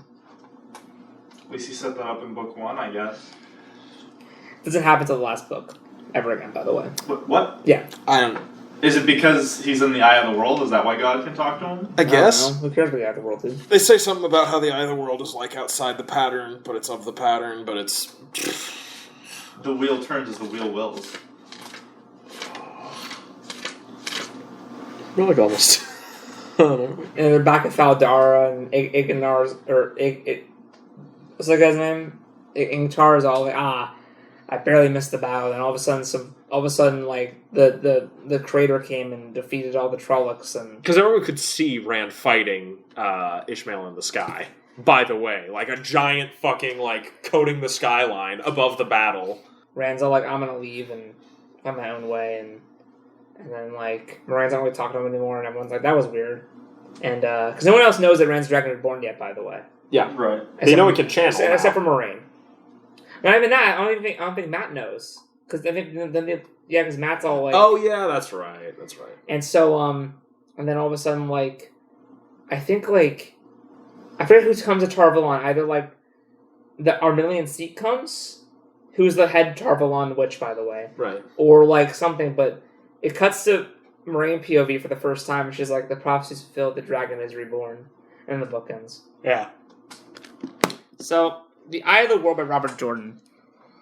Oh boy, that's a book. It's a book. There's 13 Forsaken. And the first book, Rand defeats 2 of the most powerful male Forsaken. Kills one of them. And then one of them gets memed anyway. Yeah. And then also you have Balathel, who gets killed by Treebeard. Yeah. So we're already down to 11 Forsaken. We're already on 2. But there's a... Actually, wait, no, I think Ishmael isn't included in the 13 count. What? I think. No, I mean, he is. I don't think he is. I don't think he is. He counts. I mean, he's definitely one of the Forsaken, but I think for some reason, because Ishmael was actually never sealed. only the 13 were sealed away. Whatever. Stupid. It's still like. Hey, I mean, that would explain why he's outside and doing shit. Yeah. Isn't there a thing where you can only like go roam every 20 years or some shit? It's the Davy Jones rule. Yeah, I don't fucking remember. Ishmael stuff is weird. But yeah, Eye of the World. It's kind of boring. It's a book. It's very long-winded until we get to the last 200 pages. The middle is so. I love them. I love the middle so much. I mean, yeah. Once they all split up, once they like get this, honestly, like once like Tam gets stabbed, it gets really good. Yeah, and then you're invested in it. But then once Shadar Logath hits, you're like, oh, because then all the characters have a fucking conflict and they're split up and they're like confused and they're like, we're jumping POVs and like we get like chunks of POV. We get like chunk here, chunk. Yeah, like, there's a couple chapters and then we cut. It's not like Song of Ice and Fire where it's jumping back and forth. It's like, yeah, you have like 5 chapters of Perrin, 5 chapters of Rand, 2 chapters of the Knave, 5 chapters of Perrin, you know, and then you get the Camel and it's all really good. And then as soon as they fucking like introduce how they have to teleport to the ending, it's like it's when you're like, Jesus, all right. Yeah, I'd say I like the first book. Mm-hmm. It's an interesting indicator of what the series is. It's like it's so weird because like so much important stuff happens in this book that they never talk about really. Like the Eye of the World is almost never brought up ever again. The Tree Man's brought up in a flashback. Yeah, like it's like I'd say, in my opinion, I think the first 3 books are kind of pretty well connected, and then it starts departing. Pretty far, and then book 11, the last of that's written solely by Robert Jordan, really starts referencing back stuff in the first couple books, which I think is really cool. Would have liked it if it was more, throughout the series. But I'm glad he was starting to realize, oh shit, I gotta kind of tie this all together. But again, there's a trend of like literally the last like 100, maybe less than that, sometimes 50 pages. Oh shit, need a Forsaken to come out. Oh yeah, I think it's like it's fairly consistent. Fires of Heaven, I like the climax. I think it's Shadow Rising that it's like the last 80 pages, because I was literally at the point Shadow Rising, there's not going to be one that's... Shadow Rising is when in the last... Oh, no, I'm sorry. I'm thinking Lords of Chaos. But Shadow Rising in the last, 2 chapters, it's like, oh, by the way, Forsaken's right here. Yeah. And it does this thing... we don't want to talk about it, but it's a trend. It's a trend that happens throughout Wheel of Time where, like, oh, shit, I forgot to set up a bad guy. Whoops. Yeah. It's... Because in the Great Hunt, like, the whole time, it's like, oh, shit, this is the plot, we have to go do that. Same with, like... the Dragon Reborn, and it's like, oh, we have a plot to go to, and we know from the start where we're supposed to be heading. Whereas, like, well, at least the first 100 pages or so, because always the first 100 or 200 are like, hey guys, let's rev into this, let's get them going, which is really weird, but it's this first book where it's like they're just sort of like they're on one plot and then another plot like interrupts them. Yeah. Like, they're like, we have to go to Tar Valon, and then it's like, oh, whoops, Eye of the World, sorry. It's really bizarre. Yeah. I wouldn't call it good. It's good. It's alright. It's okay. It's okay. It's fun. I give it maybe 6 out of 10. 6.5. Pretty fun read. Yeah. Again, it's a mixture of this is really good, this is not great, and this is so awful that I'm entertained. Yeah. It starts up with a bang, gets into a slog immediately. Yeah. Gets pretty good. Gets kind of oh. Yeah, it goes 0 to 60 in about 10 seconds, but it only gives you about 3 seconds, so it crashes into a wall, but it hasn't reached 60 yet. But it is, you still have to overcome that. It's like watching a puppy try to like pick up a stick that's way too big for it, and like there's like a little bit where it gets into a stride and kind of, and then it just falls in its face. That's Robert Jordan. Where would you rank it in terms of all the books, respectively, you both have read? Oh, fuck me. Like, just roughly. I'd say it's probably top 5, I guess. So for me, since I've only read the first 4 and its completion, I'm at the end of book 5. Yeah. I will say that it is my...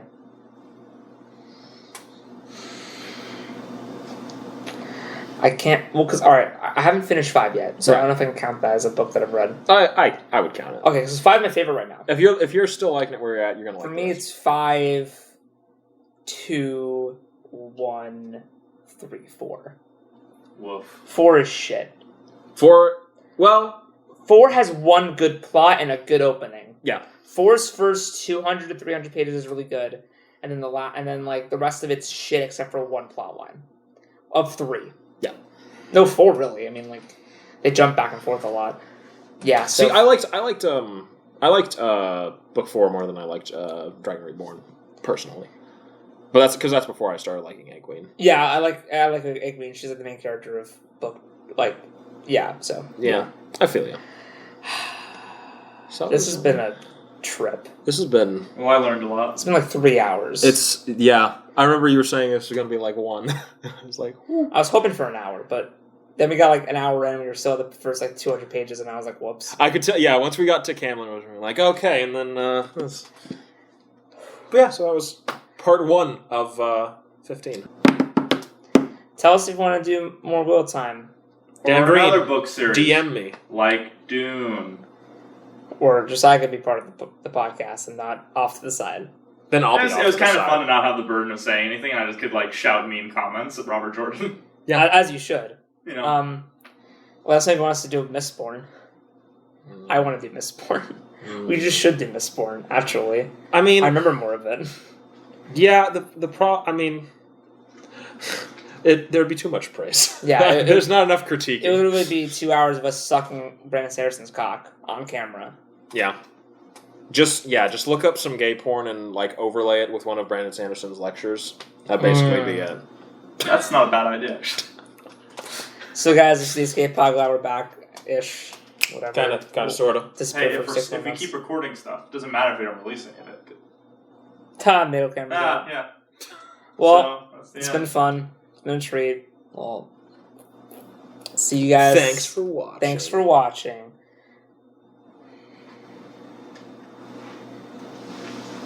Oh my god, I feel like I've aged. That was really fun for me. Holy shit.